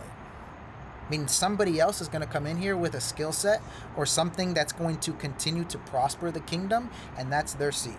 And that's with a family in any environment. It's not being cliquish of us three and no more. It's like, man, now that I have my core values in alignment, I'm constantly looking for other people that are playing the game at a higher level, 100%. That there is the same caliber. And I'm like, bro, we all have family of origin. We can't do anything about that. Some people are just dealt with bad cards. That's nothing. That's out of their control. It's an uncontrollable. But it's what you do with the hand that you're given. What move are you going to do with the cards in your hand? It's like we have family of origin, but we also have family of choice. Like I have the choice and the ability to go out there and choose my brothers. Yeah, definitely. That I want to run with. That I want to be on this entrepreneurial journey with. Absolutely. As a friend and as a business partner. Well, sometimes when you're chasing your dreams, you tend to hang out with those like-minded people more than you do your own family. And it's nothing against your family. It's just everyone has their own life, and you're going to come back to them and give them all of all of the things that you've learned and everything that you've earned. You're going to share with your family as well. But you're going to go down that road where they might not want to go because it has to be done. And that's where you find the warriors like yourselves that are willing to go down that road. And that kind of brings me to this next question, where when you guys realize that, okay, we met and this was meant to happen through your friend, this was only a matter of time. You guys finally met. and now you guys are actually cool people. So what have you guys done a lot of business together or business ventures together, or was it just that one that stuck and you guys are all in? No, we were in It's the never trenches. the first one that sticks. Never the first. Okay. We started a trucking company. That was the first one. Well, wait. When Circle Champions was going, like, Yeah, again, when Circle Champions ulterior was going, we motives, didn't do it. We were still Right. hustling. Yeah, still He was hustling. Oh, so painting. in each. Okay, gotcha. He was We're painting. hustling I on the side. Dude, I on was the side. door dashing and, Yeah, and no, no. doing Just nothing together at the Nothing moment. No, together, but but we're we were still like, making dude, money. we got dinner at BurgerFi, and we're like, all right, dude, we're focusing on Circle Champions because that's where we feel like God has us in the season. But we know that we're gonna do something together in some way, some shape or form. We just don't know what yet. And so we surrendered that. We hustled. We gave our all to Circle Champions. It's still going on to this today. And we ended up starting a trucking company. Thank goodness it didn't get off the ground, because as we know now, the trucking industry has taken a nosedive just due to COVID and all this stuff. But like at the time, it was booming, and we were like, wow, there's a lot of money to be made in here, and this is something we can test. And so within like 30, 45 days, we had everything built. I'm talking about supply chain, drivers, 3PLs, routes, everything in place. We just needed the truck. And we went through so many investors, and they wouldn't invest in us because we had never been in the trucking industry. They were like, get your first truck, show P&Ls for 3 months, and we'll invest. We couldn't do that. And of course, since trucking is so capital intensive, you need at least $80K to get started. That wasn't going to happen. So we're like, you know what? Let's drop it. We'll try something else. But what that showed us was, wow, not only are we aligned, and like we also get along, right? Because you can be aligned with someone and just not get along. Like, we're aligned, we get along, and we just put together an entire operation like this and had a lot of fun doing it. We've got something here that's going to be insane. And so from there is we just... And we executed quickly. Oh, so fast. Like, most young hustlers, man, for whatever reason, it's such a long, extensive time gap from idea to action. I like to emphasize a lot that a lot could be done and a lot could be answered with a quick phone call. It goes very like, I don't know why people are scared to call sometimes, but at least for me, I've always, if I have an idea and I need to get a question answered, yes, I go to Google. But if it's not in Google and I'm not finding the right answer on Google, I'm gonna call the company themselves. I'm gonna call somebody and I'm gonna figure it out. A lot of times people have an idea and then they kind of just either bury it or they prolong it so much to where it becomes nothing. You know what I think it is? And like, speaking directly to you hustlers out there, it really is that simple. It is like, don't overcomplicate it. It really, making money or just being successful in general, it really is that simple. We tend to overcomplicate things and say, oh no, that's way too easy. I've got to be missing something. No. The thing that you're missing is the action. Exactly. Right? It really is simple. The system is simple. You just then got to work the system and take action and have fast execution. Dude, you're not going to be right 100% of the time, but 80-20 principle, if you can get the 20% right, you're going to have 80% of the results, and I would take that all day than trying to be right and perfect every single time, because I'm not going to. And you either win or you learn, and those when you fail is when you learn, and from there you can stack that, and that only builds the momentum, and it's like drawing an arrow back.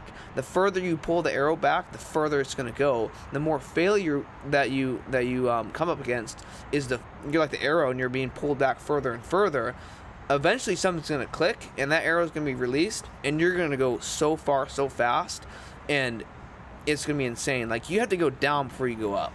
Well, let me give you in the trucking, this is the exact, like, these were the exact steps we took, which is the same thing that we've taken for everything. It's the same principles that apply to everything that you're going to pursue. Well, this podcast, for example. The same thing happened. So I told a couple friends I'm very I like to make moves, whether they're going to follow me or not, I'm going to do it. So I'm not much of a talker. I'm more of I just go and do it. You gotta be a doer.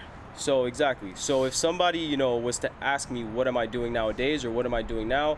Oh, I'm on my way to Guitar Center. Why? I'm looking for mics. Okay, cool. So for the ones that ask me what I'm doing or what I'm trying to do with this podcast, or actually let's even before that, when I had the idea of starting a podcast, some of my friends, I would tell them, hey, I'm thinking about starting a podcast. And then they would say, oh, wow, me too. And I'd be like, excited. I'd be like, really? How far did you get? Like, why didn't you? It's like, oh, it's too expensive. I'm like, see, right there, a lot of people will tell themselves that, or they'll give themselves a, but it's too expensive, and it 100%. dies. Me, I'm like, I revive it. I'll give it CPR. I'm like, but why was it too expensive? How much was it? Oh, well, I looked up a camera and it was like this much. So then you start to realize that, like, no, you didn't really do anything. Like, it actually might not be too expensive.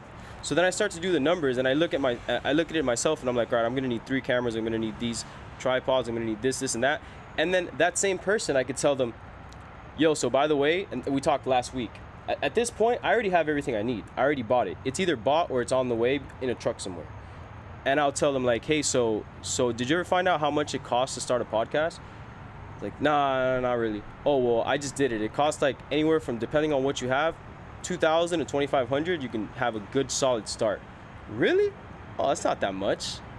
It's like, oh, well, You did that's the research. exactly. Well, that's what it is. They And didn't dude, want if, it. if Exactly. you Just don't, didn't want it from if the you don't start. have the 200, if you don't have the 2K, 3K, The next find question it. is, the next question is, Go well, find it. if it's 2,500, then why couldn't you get to 2,500? Like, why couldn't you? Do you not know anyone with 2,500? Do you not know a way to make 2,500? And if you don't know a way to make 2,500, well, then put that idea to the side for now. But let's go make 2,500. Like, Yeah. let's go figure that out first. Let's go do it somewhere else and then bring it in. Exactly. Once you find it, it's then the it'll. mentality. It's the broke mindset says, how much is this going to cost me? And why wouldn't it work? The abundance mindset says, how much is this going to make me? What is the value of this opportunity? How can I make it work? What are the possibilities? The two sides. I would say another thing would be also like just learn. Like, try to be knowledgeable on certain things, like credit, for example. I was pissed when I got out of high school and I tried to start a company and I needed $50,000 from a bank. I had a 780 credit score, so I walked into the bank feeling good about myself, and I felt like I was gonna get this $50,000 for sure. It wasn't even an issue, not even a speed bump. But they told me, like, I got rejected, and I asked why, and they said, well, your credit is good, but it's not strong. Like, at this point, you only have one card with 3,000 max credit limit. Like, why would we trust you with 50? I'm like, wait, what are you talking about? So I sat down with that banker for over an hour, and he explained to me exactly how credit works. After that, I went home and learned more about credit because I was pissed that school didn't teach me about credit. I'm like, how could you give me the option to do let's say a baking class or a ceramics class to build stuff? Like, that's cool and all, but like, why is credit not even an elective? Like, in my opinion, it should be one of the main courses out of high school. An 18-year-old and senior, you're not going to graduate until you learn about credit. But I also know that the reason why they don't do that is because the banks make so much money off of shitty credit and high interest. They don't want you Dude, to know. They want to but keep they'll it. give They you wanna keep it they'll for give you a themselves. 50K loan to go to school though. Right. Yeah, exactly. That's how it is. And they won't ask you that's the funny thing. Like, they don't even treat it like a business. Like, they don't tell you, like, oh, you want to go to school and you want 50,000? Well, what do you want to study? They don't even ask you that. No, they they're just like, say, "Here you oh, go." you want to go to school? Here you go. Give us this interest rate in a couple years. Once you graduate and figure out that you're probably not going to do what you paid for. Dude, it's a business. But that's School's why a it's business. important to learn and be knowledgeable on what matters. And to the kids out there in school right now, I would say pick up a book or ask a teacher about. It's just tough to do that because some teachers don't even know about credit They don't themselves. even know. They So don't I even would know. say go on YouTube. Oh, another thing, calls. You can find out a lot of answers by just picking up the phone, making a call. I promise you'll find out what you needed plus more, and you'll maybe even get a connection out of that because it's happened to me. So Bro, you find somebody who has what you want, and you ask them how they did it. If they charge you, you pay for it. It expedites your learning curve. Back to the whole trucking. We don't know nothing about trucking. We just saw opportunity. We invested into a course. We got a little information, and then immediately I'm like, wait a second. I know a guy that has a fleet of like 8 trucks. That he does these transits from Cali all the way down to Miami, actually, with luxury cars. Let me ask him. I go grab lunch with him, bring Dom. I had known him for the longest time. I asked him questions. Bro, within one sit down of somebody who was at the level that I wanted to get to at that point, who had the resources, he had the connections. I already had the relationship with him because I had been building a relationship with him for the last 2 years and never brought up trucking ever because I didn't even want to get into that industry. 100%. That's like, you never know who you're talking to when you're going to have the opportunity to do business or leverage their connections or their resources or whatever. And within such a short period of time, I think it was only 30 days. It was so short. He connected us with other owners of fleets, also brokers, dealers, lenders. All these. He basically all these brought people. You into a new world that you didn't even know existed, Exactly. and it was so necessary. Dude, just because we everything asked. up Just and because we running. asked, right? And that's the thing. Like, these people that are at a certain level, dude, they're dying for you to ask the question because they know that they asked a question, which then led them to a series of moves and decisions that got them where they're at. And they also know that majority of people won't ask that question. So when when a hustler comes along and it's like, hey, how did you do it? Dude, they're like, man, I want to sit down with this guy and map it out. And if you have to pay. If it's 2K, 4K, 10K, go source the capital. There's so much capital out there. You just got to go ask where it's at and go find it. And let's just say you pay 10K for something and you fail. Great.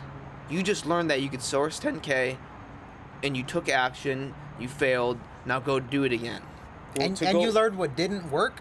Dude, that's your tuition. Perfect. You just learned a real life lesson that's applicable. Absolutely. My perspective, majority of the stuff taught in universities is outdated by the time the students graduate. How are they able to actually apply that? I agree, and I would say, I mean, you know, you could also invest in yourself. So don't be a consumer to, let's say, Uber Eats, you know. Don't be a consumer to the things that you don't necessarily need, like Amazon. Online shopping has become so easy, but it's also so easy to spend that same money on yourself. So if you become a consumer to building yourself, your wealth, and your opportunities, the money that you're paying will pay off greater than anything that you bought on Amazon. Absolutely. So just books is just the tiniest example of it. But it's like when you start to read, you're getting wisdom, like you said. Schools may be outdated nowadays, which I agree with. But if you pick up a book about business, it's going to give you so much value and so much wisdom that you're not going to learn on TV, sadly. You're just not going to learn it on direct TV. You're most likely not going to learn it out in the streets in a normal day of life. And you're probably not going to learn it with amongst your friends, like unless you have put yourself in a situation where all of your friends are successful and are teaching you things. But other than that, you need to pick up a book for 30 minutes a day. What I like to tell people is, if you pick up a book and you read, let's say, 10 pages a day, right? I'm a slow reader. There are people out there, my sister, for example, she could read a book a day, no problem, even if it's like 200 pages. I can't do that. But if I read 10 pages a day, it'll take me, let's say, 30 minutes, which is pretty solid. I mean, 30 minutes goes by quick if you're on your phone. But if I stop what I'm doing, throw my phone away, and I read for 30 minutes of my day, I read 10 pages. If I do that every day for a month, that's 300 pages, which is an average of a good solid book, new wisdom that month that you would have never known about. And now you do that for 12 months in a row. Of course, you got to be consistent. But if you do that for 12 months in a row, now you just read 12 books. Just because you put aside 30 minutes of your day. Absolutely. And that 30 minutes could easily go into watching TV, laying on the couch, or social media, because it is what it is. We live in that type of life, but we need to be aware. Like, we need to know. You put a strategy in place. It's a plan. But also you have to put a plan in place. I would say be aware, because that's something that you were very aware about. Like, even when you had your past and you were going through your difficult moments, there was something in you, and that's awareness. Like, you knew that you weren't happy. Dude. You knew that you weren't headed towards the right place. And you need to be able to, even if life isn't the way that you want it right now, you need to understand why it's not and be aware of what you're doing that is the reason why it's not getting you there. And then just change. To that point of self-awareness and being aware, a book that I would highly, highly recommend to every single hustler is The Self-Aware Leader by John Maxwell. Maybe you can put the link in the show notes or something. Yeah, like definitely.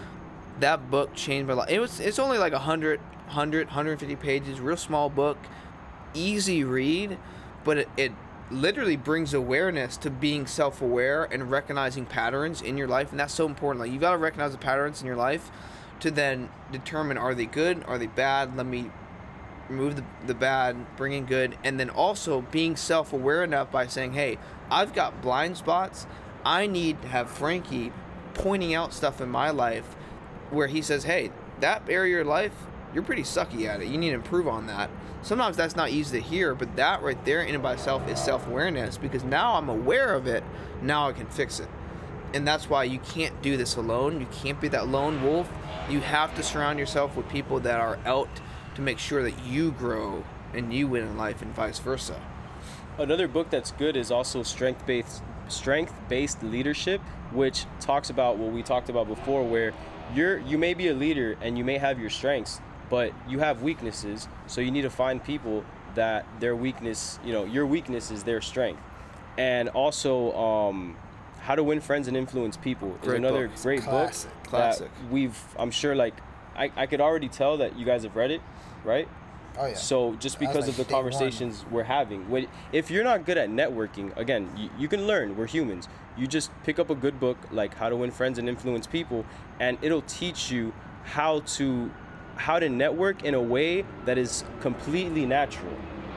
And things like that are extremely important, because that's where you're going to be able to build relationships with like-minded people through quality conversation that has nothing to do with business. Like, it happened to me, actually. I met the CEO of a really big company that I'm going to have him on as a host, so I don't want to, ruin the name now. But I met him because I was at the Ritz-Carlton working as a valet person, right? And it wasn't busy that day, so he comes up to me, we have good conversation about, has nothing to do with business, but for whatever reason, he saw passion in me, and he said, you look like you'd be a great salesman. And then I just laughed, because naturally, I love sales. So I'm just like, it's funny you say that, because we're not even talking about sales, but like, yeah, I that's what I do. I mean, I love sales, I love business, I love this. And he's like, here's my card. And then through that connection, which was a just genuine connection, we had dinner, I met his friends, I figured out who he really was, and I was just like, wow, I would have never known. Bro, so like you said, crazy. you don't know who you're talking to. That's crazy you mentioned that, because I'm a big advocate on, you're only one conversation away from completely changed life. Like, you are where you are in life because, number one, your mindset, number two, your skill sets, and then number three, your habits. And so for me, I read a book called Atomic Habits by James Clear. And I was actually doing 75 hard with Dominic at that time. And I became so aware of my habits in life, because with that challenge, you have to take 75 days and do a bunch of different stuff that mainly it's a mental toughness and it forces you to put structure and discipline in your life by doing all these different things. That's sports. That's what sports does. It's sports, well. It's everything. Because if you don't have discipline, you don't have consistency. Yeah. You don't have consistency, what's the point of pursuing anything if 100%. you can't stay consistent at it? And so for me, it's like you got to understand like what habits, because you do have bad habits in your life, you do have good habits in your life, and sometimes it does take somebody that's like, dude, you got to get on track. Like, doing more of what doesn't work doesn't make it work. You can't say that you want 10K a month and what you're doing is never going to get you to 10K a month. You can't be at 10K and say I want 100K, and what you're doing is never going to get you to 100K, because the habits is what it creates the action. Dude, you said reading a book, you have to allocate time to that every day. And so if let's say that I want to get to the next level in any industry, I'm going to allocate the right amount of time in order to put me in position so that I'm going to win in that area. And then that's the 1% better. Like, that's the practicality of it. It is all about habits. That's actually when I got into reading. It became so much of a habit that when I was living with my parents, I had my little tiny desk right next to my bed. And I made it such a habit that every single morning when I would wake up, I would drink some water and read 30 minutes, like 10 pages, as if I'm almost still asleep doing it. But like it's from bed to like wake up, stretch, sit on my desk, and now my mind woke up. And when I start to read and I'm still like waking up, I'm focused. And like by the end of my 30-minute read, I get out of my desk and I've already conquered the day. personally, because at that point I wanted to make reading a habit. So I already get up out of there, I have new knowledge, my mind is fresh, I conquered the day already, and I haven't even walked out of my room. That's a great feeling. You started your day as a winner. You got to win. Yeah. You got to win under your belt. Dude, a lot of count times, your wins. Momentum. Count your wins. I was gonna say a lot of Count times your people wins. wake up out of bed slow and groggy, and that's life. But if you the faster you shake off the morning feeling, the better your day is gonna be.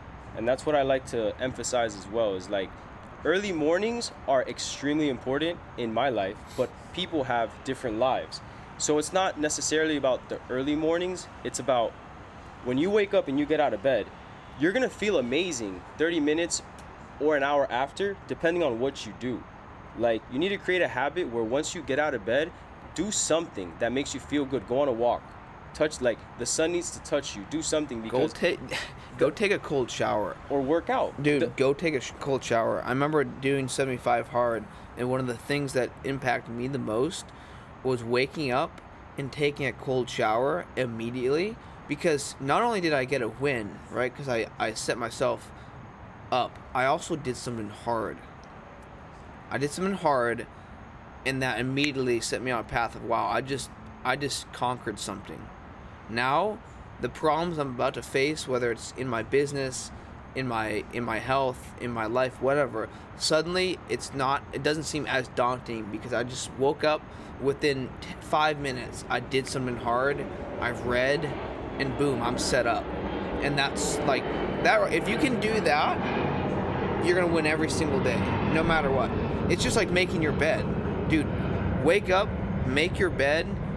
Doesn't matter how bad of a day that you have, you come back and you get to jump into something that you've made and it's already a win, and you get to reset. So, to that point, absolutely. And going back to books, Never Eat Alone is a great book when it comes to networking. Great book. Dude, on the discipline side, I mean, we know from being former athletes, which, by the way, I still train like I'm in prime shape right now, because it's the mindset. You go in, you attack it. It's the aggressive mentality of, I'm going to get better in the gym, because that's going to carry over into business. It's going to carry over into family and 100%. everything. But I remember at FIU playing football in the off season. I don't know if they still do it now, but we had it was in February. We had they titled the workout called St. Valentine's Day Massacre Lift, which was crazy, which is actually a story of like mobsters and stuff that shot up a place and killed a bunch of people. The point of it was, before that workout, which heading into it, the coaching staff, the strength and conditioning coach, they had been talking about it since like January. Hey, this lift is gonna kill you. It's gonna destroy you. And so that morning, like 5:30 in the morning, we're all in the team meeting room. They throw up a PowerPoint and they explain all of the different mental states that you're gonna go through, that we're gonna go through in that workout. And I remember clear as day, coach said, this workout is not gonna make you throw a football better. This workout's not gonna make you faster. This workout's not gonna make you stronger, as in like muscles. This workout is not gonna help your football IQ. This workout is gonna break you down to build mental toughness. The whole purpose of this workout is to get you to the point of absolute exhaustion, where we can at that point test your fatigue level and force you to go beyond that. And that was the context. I remember going into this workout and I'm hype, and so I'm trying to like hype up all my other teammates, because I'm thinking, my mindset is, bro, we already have to go through it. You might as well enjoy it to the best of your ability, because if I'm thinking I'm already defeated, it's just gonna make it worse. So if you gotta go through the pain, might as well get a reward from it. So I'm slapping high fives with my teammates, trying to encourage them. But here's what I noticed halfway through, which, by the way, as soon as we walked into the weight room, bro, they had pictures of, like, I don't know if I'm allowed to say this, but pictures of like the output of like dead people on the floor. They had like horror movie video scenes on all the TVs. They blacked out the windows. They're playing some creepy music on the sound system.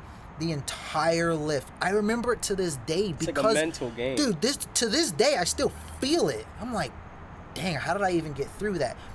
You died.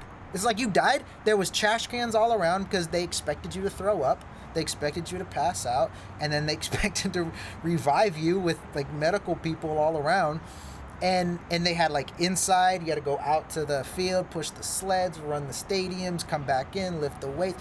Dude, and no one knew how long it was even going to last for. Oh, okay. It was crazy. But that is crazy. After that workout, when we're all getting like our recovery protein shakes and in the ice tub and everything, bro, I felt like I could do anything. Right. I was gonna say I feel like unstoppable. You discovered a new level of tired. So when you become I knew tired where my breaking after point that, was. Yeah, you're like, this isn't tired. Like compared to what I was during that week or however long it was, this isn't tired, and it'll help you to keep going. We had something similar in Coral Gables, where I went to high school. My coach had this thing called Hell Week. And everybody knew what it was. It was like popular amongst the school. It's like, oh, you're going into Hell Week, good luck. Because the next day, we're all walking around the hallways like we're cramping up. Because it was basically, we're not going to practice baseball. Literally, like you said, it's not about skills. It's not about getting better. It's about mental toughness and being physically fit as well. Because we're going to run from Monday to Friday after school. No practice, no gloves, no baseball. Just running, whether it's sprints, sled, stair work. We would run to UM and back. It was just nonstop to the point that, and you know, it credit to all the coaches out there, because when you're at a level where the coach says, all right, you're gonna run 20 sprints. Once you get to 18, you're feeling really fucking tired. But when you hit 20 and you think you're done, you think that you can't run anymore. Like your body your mind tells your body like, wow, I did 20 and 20 was it, so now I'm done. But then when he tells you, all right, 20 more, when you thought you were done, bro, that's that next level of no, I like my mind is telling me no, I can't, like I can't. But then you get up and then you just start doing it because everybody else is doing it, and then you realize, I thought I was done, I thought I was dead tired, but I did 20 more hard sprints after that. I'm like, you know, if you think about it, I could probably do 20 more. So but you hit it right on the head. Nobody wanted to do it. Everybody had to do it because there was pressure and the environment was structured that, hey, this is what we're doing. You don't have an option.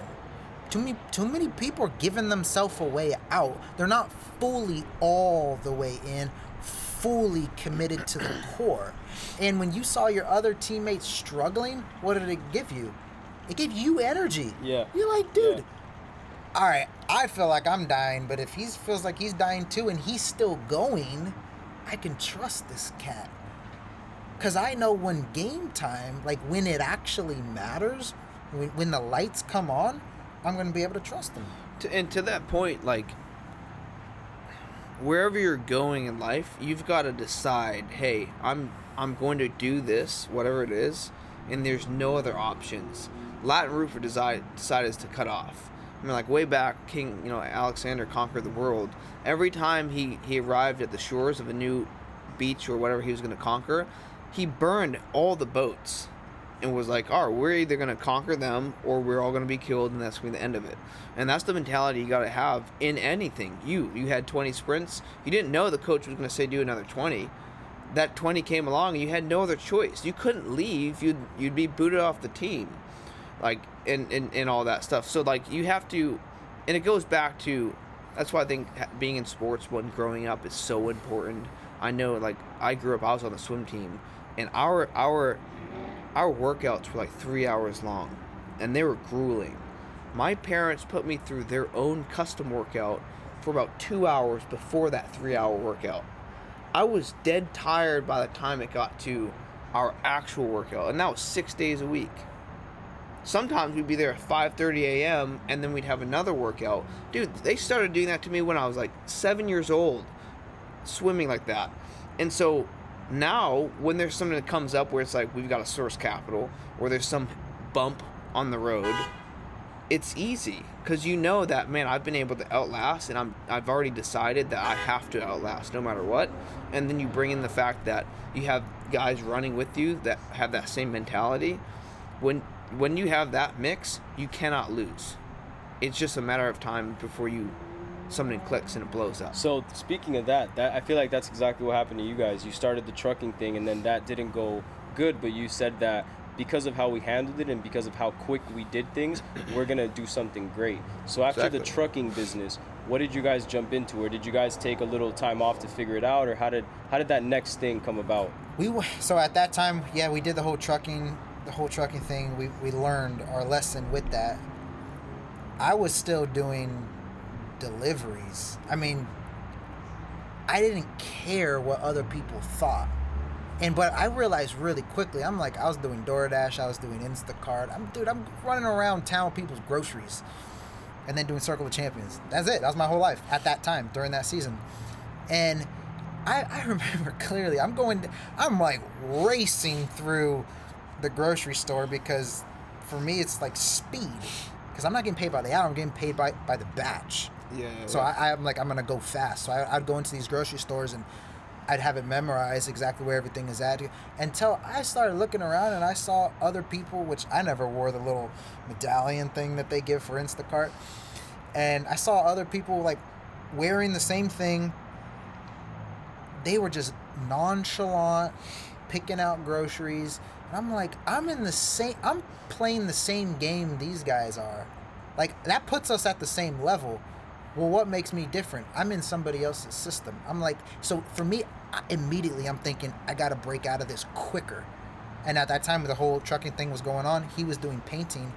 And I remember coming down here. I have two sisters that live down here in Miami. And my sister she's in finance. And so she got connected with a guy on the pet house, right? So I come down, and she's like, Franky, I really want you to meet this kid. He's 21 years old. He's making like 20, 30K a month selling stuff. I'm like, it's kind of shady. Like, what's this guy selling? I'm like, whatever. Let me go meet him. So I come down, I meet him. I find out that he's in sales. I'm like, well, he's a human being. He's younger than I am. He's making money. He's obviously doing something right. He has opportunity. Why can't I? And so I remember coming back to Gainesville, and I was listening to a song, because at that time we were still doing 75 hard, which you got to do 2 workouts a day. And so I was running.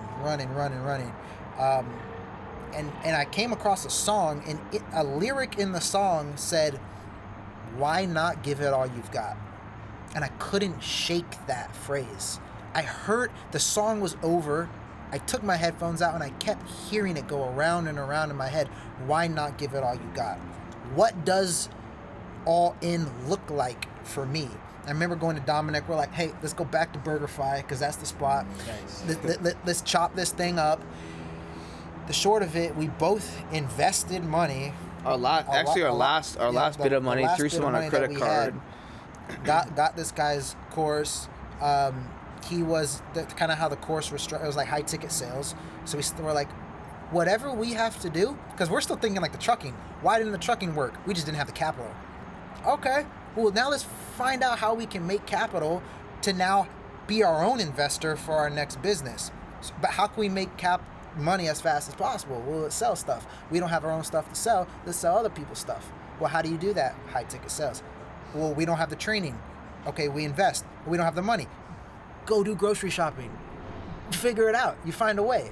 That's the hustler mentality. I'm gonna go find a way. So we came together. We invested everything we had. This is a really cool story, kind of how this plays out. So the structure of this it was like a hybrid of a course, video modules, and it was a sales trainer. He would hop on a call twice a week, do a mini lesson, 10, 15 minutes. The rest of that entire allocated like hour and a half was just Q&A. So we hop on. We don't really know too much. We're like going through all the modules. I'm listening to it while I'm racing through. Dude, I'm painting walls, being like an idiot, just listening over and over. Like and people were like, yeah, you can make 10K a month, 20K a month. I'm like, here I am painting walls, making 15 an hour, and someone's pulling in 15 racks. Like, what the heck? Like, something ain't working here. Dude, So we're like, all right. So I remember we were so excited to hop onto that first like live call, live Q&A. So he goes over, whatever. He went over as like 15 minutes. And then he opens the floor. He's like, all right, I'm going to open up the floor for questions. If anyone has questions about this or the course or whatever. And we're on there with maybe like 10, 15 other students, and crickets. Silent. No one's asking questions. Silent.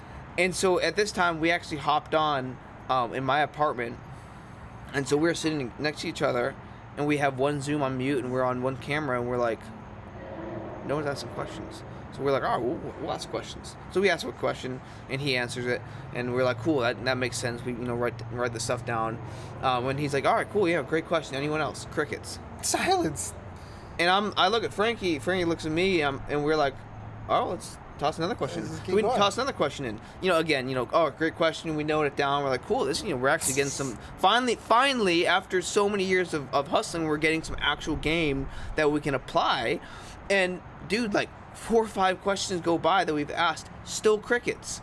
And we're like, everyone in here I know invested thousands of dollars to be in here, but they're not asking questions. And so literally the entire call went by.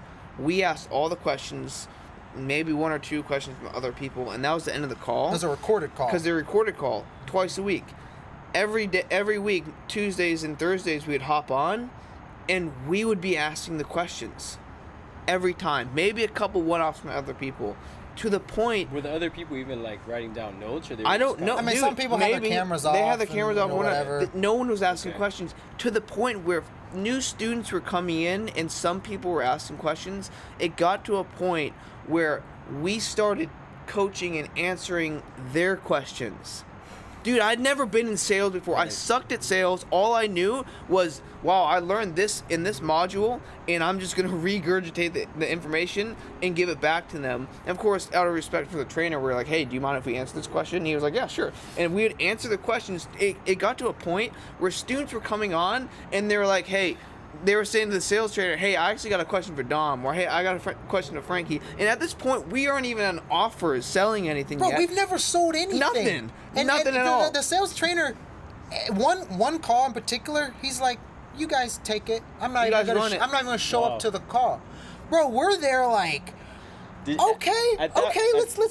run it. Did you ask him for like some type of compensation? No, we're giving value. We're giving value, but what we did, what was no one else did, I reached out to him directly. I was like, give me your number. I'm going to call you, and when I get an offer, I want one-on-one coaching and to ask you questions. She's like, sure, I'll do that. At this point, you guys were so good with this training. Have you guys tried it yourselves yet or no? Dude, we were trying to get offers. We were trying to get on offers. To put perspective, I was so broke, I didn't even have AirPods. I had like Skull Candy, earbuds that were terrible. And so finally... perspective, so like time for... It's about 4 months. About 3 to 4 months of nothing but hustling on the side, painting, deliveries. No, it was more like 2 months. Well, for you, for me, yeah. Before I hopped on it was for like 2 months. I got an offer in the real estate niche, and I had some experience in the real estate niche, so it was like I can sell something in this. I know how to talk the game at least a little bit. First sale call was rough. We'll get to that in a moment, but dude, it was so rough. Anyways, so I get an offer, and the first one was terrible. Second one was a banger. It was actually really good. And then Franky got accepted in the offer, and at that point we're like, so the hustlers know listening to this call. When I mean, hey, we're doing this for 3 to 4 months, every day, mock calls. I remember the first time I hopped on a call, which this sales trainer, he had his own, like on Saturdays, he would do mock calls. He would kind of listen in and give advice. And then we did it on the side with other students to the point where new students coming in thought that we were leading the program. And then they reached out, hey, can I do mock calls with you? I'm like, bro, I've never even been on an offer yet. But sure, I'll run it up with you because I'm getting practice myself. And same thing with Because Dom. here's the thing, like you retain 50% of the information that you listen to and write down. If you teach it, you retain 90% of it. We're like, so we're like, you know what? I'm gonna expedite this whole curve. Process, and I'm gonna teach every single thing I learn, even if I've never done it before. And it's ingrained in your brain. And what happens is, when game time comes, you're able to perform because you've practiced so much. And that's where that evidence and confidence component. It's like, I've done 1,000 mock calls. This is just another mock call. In this case, I'm getting paid. So what happened? Bro, with the first time, I think it was the first or second week when we hopped on the live calls. We're doing this whole thing. Saturdays were like the mock calls. I remember listening. I hopped onto my very first mock call with the sales trainer and a couple of people that showed up. I tapped in just to listen. I didn't even know what a mock call was, what the structure was, how to go about doing it. I hop on and the sales trainer goes, "All right, Franky, you're next." I'm like, "I'm next? I don't even know. What do you mean I'm next?" Do you know what you're trying to say? I don't even know. I had to come up with a fake offer to do a pit. But because he put me in a pressure situation where I had to perform under pressure off of what I just learned last week, 1 week into sales. And because of like those pressure moments, it forces you to level up. And then so Dom finally got on, the interviews for these offers was a whole nother game. Check it out. You got to sell yourself. When you go to college and then you go try to go get a job, what do they say? You need experience. Right. Mm-hmm. Oh, you need experience to get the job. Whereas you're like, I need the job. I need the experience to get the job, and then I need the job to get the experience. It doesn't make sense. In these top offers, they're like, yeah, you know, you got to have at least $1 million closed deals. This offer was like, you need to have at least $500K in closed deals. Like, I don't want a trash offer. I haven't even closed offer. $5 in deals, but I'm getting this job. And so we made videos and sent them in and did stuff that no one else did and sold ourselves and ended up getting the role. Because of selling stuff that they weren't even asking for. So this whole interview training process was to interview for the job. Interview. Wow. So it was a different training offers. to learn high ticket sales, and then in that component was, okay, let's get you on an offer. Remember, in high ticket sales, you sell a course or whatever, or like service an for event 10K, right, and you have 10%. Whatever. You're gonna make a K. And so I'm a big numbers guy. I'm like, Franky, we go sell a product that's 5K. We make $500. We need 50K. Well, we just need to just go do that 100 times. And then he's like, painting. How much can I make in a day in painting? Right. I'm like, dude, how many deliveries could I do? I'm like, I could actually make a K a day from my room. I'll bet. Let's do it. And so our first obstacle was, okay, we need to get on an offer. Like, we've been training and stuff. Okay, it's game time. Let's do this thing. And I remember, like, they would give you a prompt where you had to do a video, and then you would do an interview. And I'm like, Dom, we did a whole whiteboard session. We whiteboard session the heck out of this thing. Which, side note, if you don't have a whiteboard, you gotta have at least 3+ whiteboards if you're a hustler. Your whiteboard needs a whiteboard. Oh, I saw your whiteboard. Yeah, you know you're a hustler if you got at least 3+. And if you have a rollaway whiteboard, that's when you know you're a real one.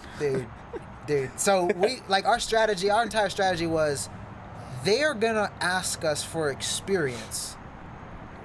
What do we have that is experience? Exactly. But it's not exactly what they're asking for. Well, at that moment, we were sales trainers ourselves, right? We leveraged that. Yeah. We've been training other sales guys. It's a game of leverage.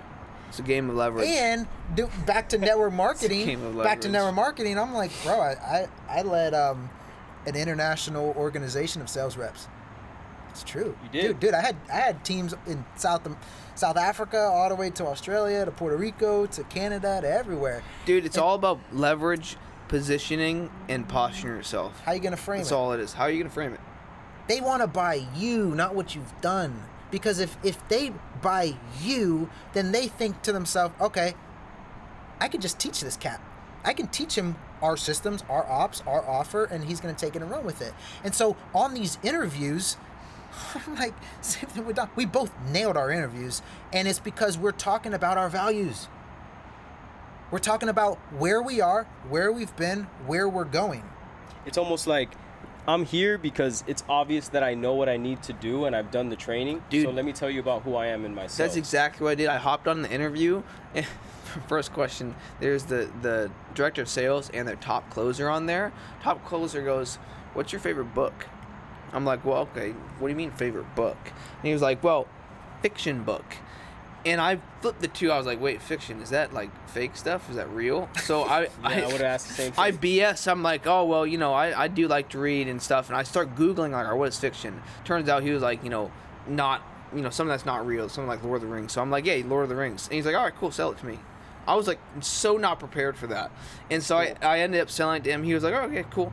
And they gave me the job. But that's the thing, like, when you got to train yourself, but then also be prepared for the unforeseen. Like, that was a total wrench just thrown at me that I didn't expect. I thought he was going to say, hey, sell me the offer that you have, and I was prepped for that. Instead, he was like, sell me your favorite book. Why should I read that book? That right there is, at that point, it's selling a book. You're not even selling yourself at this point, right? And then, of course, I pitched them where I'm going, who I am, and why I'm here for longevity, and they instantly bought in on that. And they're like, all right, well, this guy here clearly isn't here just to make money. He's here to make money for a purpose. That's someone that we can count on to go above and beyond, no matter how hard it gets. Like, that's, end of the day, that's what we've been talking about, right? Yeah. Like, if making money, there's a deeper purpose behind it, you're going to get up every single day and hustle after it, because it's not the money or the fact that you can own a Lambo that motivates you. It's something behind that where it's like, it's not about me, it's about someone else. And I have to. It becomes a must. Has to become a must. The moment it becomes a must is the day that you're going to be willing to wake up every single day and do whatever it takes to the best of your ability until you get that end result, and then set your eyes on another goal, another standard, and go after it with everything that you've got, because it ain't about you. That right there is just, if you can get that, and if you can understand that, you're going to go very far in life, in every area of your life, because you'll never give up. Yeah, I agree. Never give up. People have a fear of failure. Yes or no? Always. So what's the opposite of fear? Winning. I mean, the opposite of fear? I mean, I guess being brave. Just doing it. Courage. This is why you need other people around you to encourage you. That's putting courage inside of you. Me and Dom are facing something we had never done before. I'm hyping him up. He's hyping me up. We've never done it. That's an iron sharpens iron moment.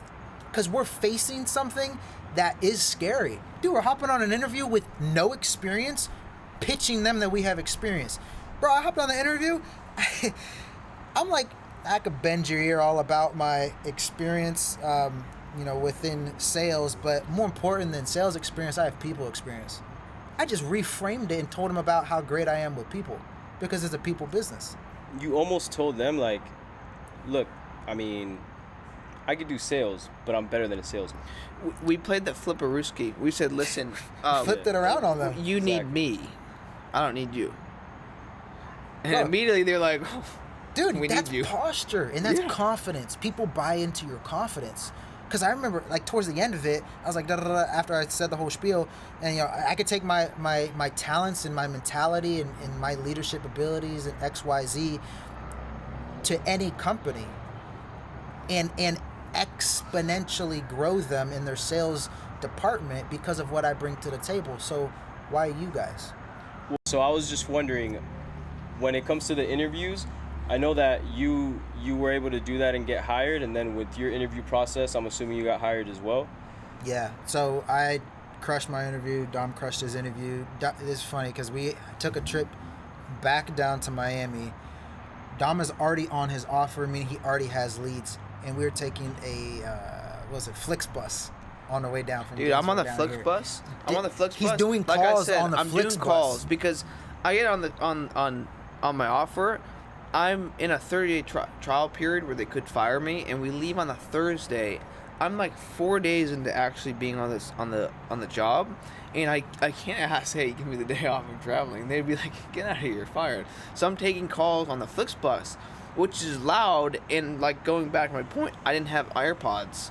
So I'm with these dinky little skull candy AirPods, so noisy. All the way in the back next to the bathroom, too. Dude, so I had to tell people to shush to try to help him out, bro. And like the bathroom door never, the lock was broken. Exactly. So anytime you'd hit a bump, it would just fly open and slam shut. Exactly. So this thing, exactly. This is all this and noise. not to mention, it's nighttime. People are trying to sleep on the bus, and I'm making calls. And you're hearing just a pitch Trying to get live. Dude, they hate me. They're like, this kid's in the back pitching a chorus. I'm trying to get some sleep.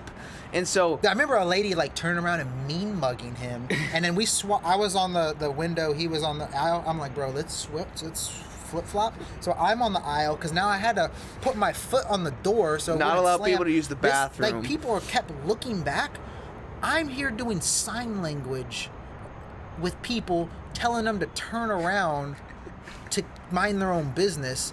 And to the point where they kept looking, and I had to come up with excuses. Hey, this is a very important call. It's a very important call. It's very important. Just it'll be over soon. Meanwhile, though, there's no dude. I get this guy on the call. Such a stranger. I get this guy on the call, and he's like I'm selling real estate. Just give him 5 more minutes. It's okay. This guy's a real estate guy. Like he's making about $1 million a year, so he's like legitimate. And already it's like 7 p.m. at night. He doesn't want to be on the call with me, but he did opt into the application, so he knows I'm calling. I'm calling. He keeps asking me, can you repeat yourself? Because it's so loud on the bus that I don't have noise canceling earbuds. So I'm like this, talking to him, head down. Bus is super loud. Bathroom door banging like, in the back. Here's a pillow. Right? I'm like, puts a pillow over your head. Down. Barely can hear me. I'm like, is this better? He's getting angrier and angrier at me. Shushing strangers. Somehow I get to set him to another call the next day that I'm gonna close. Somehow I'm like, I nudge Frankie. I'm like, that guy is not showing up at all, guaranteed. I think his name was I won't mention his name, but he was like, I was like, that guy's not showing up at all. That was the best set call ever because it was a lot of fun. We can joke about it, but he's not showing up.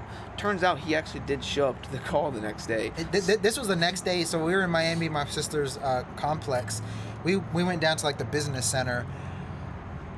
I just got a job. He's onboarding. Day one. I'm going through the onboarding process. I'm on the first team call. The head guy, the CEO, whatever of this company, he's introducing me to the rest of the salespeople. And so I'm like really excited about it, did all the paperwork. We show up to the business center. Dude, there's no Wi-Fi. The Wi-Fi's down. So I'm like, all right, there's no Wi-Fi. I got hotspot. And for some reason, the hotspot wasn't that strong, but it was like, you know what? We'll make it work. So it comes time where I'm like, all right, now's the time for a sales call. At that same time, I suddenly have to go take a dump. And I'm like, I gotta take this call. Meanwhile, my call starts. The moment he's gotta go, he's kind of pacing a little bit because he likes to walk around when he talks. So he's kind of pacing on the other side of the business center, which is not that big. I'm sitting all the way on a separate table on the other side. Bro, I hop onto this Zoom call, pumped. I'm like, I'm going to meet all the other guys. I'm going to sell myself to them. I'm going to get on calls, leads. Like, I am so excited. I know that he's on the call with the guy from the bus. I'm hyped for him. We're both hyping each other up. He goes and he's like walking around a little bit. I can see him from a distance. It hits. I have to go to the bathroom. Now, I'm hyped because I've closed deals. I've never closed deals on the road before. My dream is to be able to travel and make money, right? So I'm like, oh, this guy's going to get so close, so hard. Also, I got to take a dump. So I'm like, you know what? I'm closing down the toilet. So I dash to the toilet. He leaves. As soon as he leaves, my call starts. I'm like, oh my gosh, he just took the Wi-Fi. He had the hotspot. Dude, the most nerve-wracking moments I've ever been in.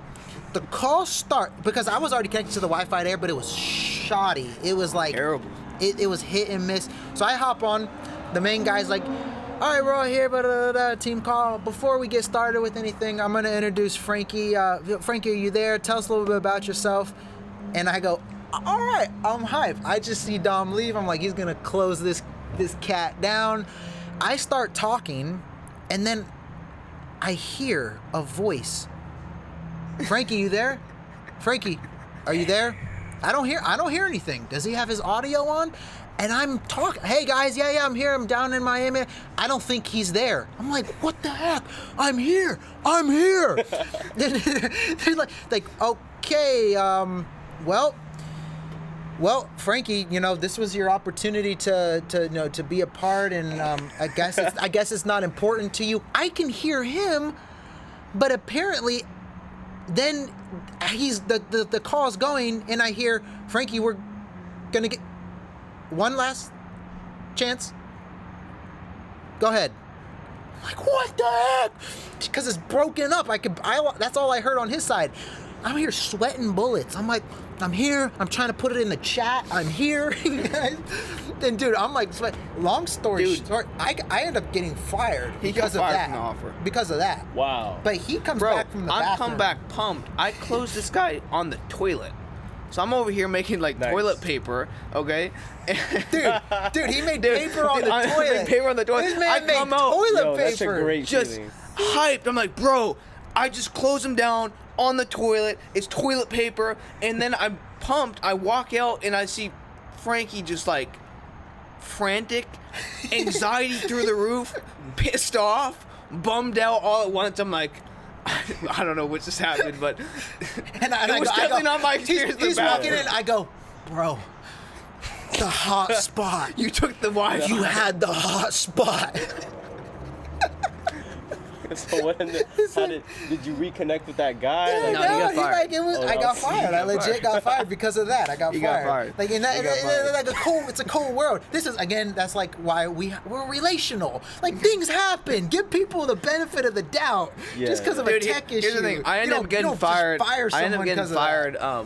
From my offer like 2 months later because I had a death in my family and my performance dropped, and they were like, "Get out of here, your performance dropped." Savages.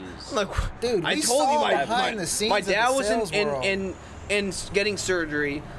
Someone in my family died. Of course, performance drops, and they're like, "Get out of here." It's a cold world. I'm like, in what sales. the heck? I experienced that as well. Right. You're just a number. You're Right. just a number. And every They don't month care is a about new you. month. So you could have done amazing things for them last Right. month, but this next month, Right. you haven't done anything. What are Right. you going to do now? Right. I understand, yeah, you need to hit KPIs and you have to perform.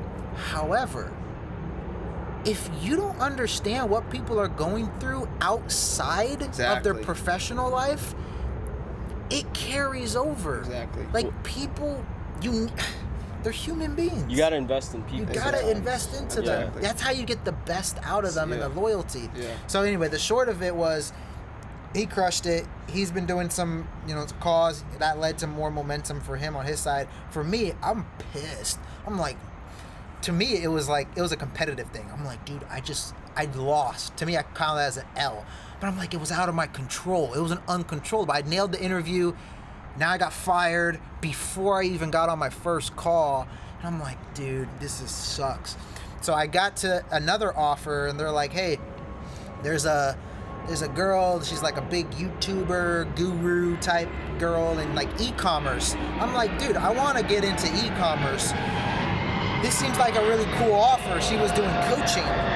So I met with the guy that was doing like representing her and the whole interview process. He's like, all right, let's do an interview. I nailed the interview. Send me a video. I nailed the video. I'm like, okay, do I have the job? He's like, oh, I need to hear a mock call of yours. I'm like, bro, let's run it up right now. Do a mock call with you. Ring, ring. Pick up the phone. I do a mock call with him. He's like, yeah, that was good, but I still need to listen into another one. I'm like, dude, Get somebody else. Whatever. I call up Dom. Dude, it's like midnight. No, it was 2 a.m. We did a mock call I'm together like, at 2 a.m. Dom, let's fake a mock call. This guy's ridiculous. I already nailed it, and he wants a mock call, because I didn't record my calls at that time. Or actually, I did, but that data got lost. So I'm like, dude, let's do a mock call. And so I asked the guy, I'm like, what's the objections that you get on this offer? So I'm like, okay, Dom, ask me these objections. Let's just run it. I'm going to close you down. Let's go. Dude, Dude, Dom hops on the mock call. I'm pitching Dude, I'm him. super competitive. I'm So all my pitching mock him. calls, dude, He's like he's one of those. Dude, I'm he's like, one of I'm the gonna- clients I'm that's gonna- like, he's never gonna buy. Yeah. Never, no matter no matter what what you say. do, I'm never buying from you. I'm like- and I'm gonna sell you on why you shouldn't be selling this. I'm like, dude, like I get it, I can handle that, but not now, not I'm now. like, bro, we've been here for like 30 minutes. Just Let me allow close me you. to close Let you. me close Dude, you. This isn't even real. I just need this to get on the offer. Stop trying to I already win. know how to close. Honestly, it didn't matter what I said. He was unclosable. So I'm like, dude, run it back. Run it back. Let's go. Dude, third time's a charm. By the time it was like he finally sold it was like me. 2 a.m. It was 2 a.m. I funny. send it to him at 2 a.m. The next day I get on the offer and I'm like, all right, let's go. Game time. Come on. So I'm like, tell me about the offer. So the offer was, it was like 1K for It was group 3K and group 6K. coaching. Well, it was one. They end up bumping it to 3 for like group coaching, and then there was 6K for one-on-one coaching. Bro, I'm thinking in my head, okay, 1K, I get 10%, $100. Okay, 3K, $300. 6K, $600. All I pitched was 6K. Yeah. That was the only offer Yeah. that we had. I just created my own offer within their system. Dude, they had I overloaded her calendar because all I pitched was one-on-ones, and she didn't have enough time. She didn't have the infrastructure. Dude, became their best closer, made her a ton of money within a month. Because I was the closer, I got access to all of her like materials. I got to sit on her. I got free knowledge Nice. that I didn't have to pay for because I was a part of the sales department. I go to Dom. I'm like, dude, we can do this. This ain't that hard. Yeah. I was on the offer for 1 month. I'm like, that's it. No more making other people money. We have money ourselves now that we've gathered collectively. We have the knowledge, and now we know how to build a sales team. Oh, so you guys are building your own sales team to Dude, sell the very trainings? next month, we recruited our own sales team. And then Dude, I got my start in e-commerce, building stores and everything. So then we took all that knowledge, invested more into mentorship, started building our own stores, and obviously they got scaled up and everything. Plus, we knew how to build sales teams, so we created our own offer. We don't do coaching. We build. Nah, we don't do coaching. So what is it that you sell? So we scale Shopify stores, so they're revenue generating, then plug investors in, and it becomes a cash flowing asset. We don't do store build outs. We give investors revenue generating stores here, US market and EU, and we freaking blow it up. Like we're getting, if you're in e-commerce or marketing or anything like that, usually like a 3x ROAS is decent. We're getting like a 10 plus X ROAS on our stores. And how long have you guys been doing this for? Our company, for investors, about 18 months. E-commerce, collectively, we have over 10 years experience. We have some beasts on our team. And then we've just built it up, and that's the So relational. we That's the relational component. Yeah, we've cracked well over 7 figures in 12 months, and now we're scaling think- 8 figures. I was gonna say we're running up on time, but this is the perfect way to end this one because what I want to do is bring you guys back about, let's say 6 months, Let's do it. maybe sooner, maybe later. But the point is I want to bring you guys back to take a deeper dive into how is it that you built your team and where you guys are going to, because I know that 6 months from now, either sooner or later, you guys are going to continue to make moves. So I want to have you guys back here and talk about where you were when you were last here and where you are at, Yeah, let's now. do it. I'll say this to again, 'cause money, right? Money is a resource. That's all that is, and it's a platform. It's the ability to help other people. For me, with failures and disappointments in life, we already talked on this, the struggle that you have to go through. It took me 12 years to hit 6 figures in 2 months. Say that again for everybody listening, because I It feel took like that's extremely important. 12 years of hustle, of learning the skill sets, of risking, of going through failures. 12 years to hit 6 figures in 2 months. And So- I couldn't do it by myself. So how do you hit 6 figures in 2 months? The answer is 12 years of grinding, hustling, and sacrificing.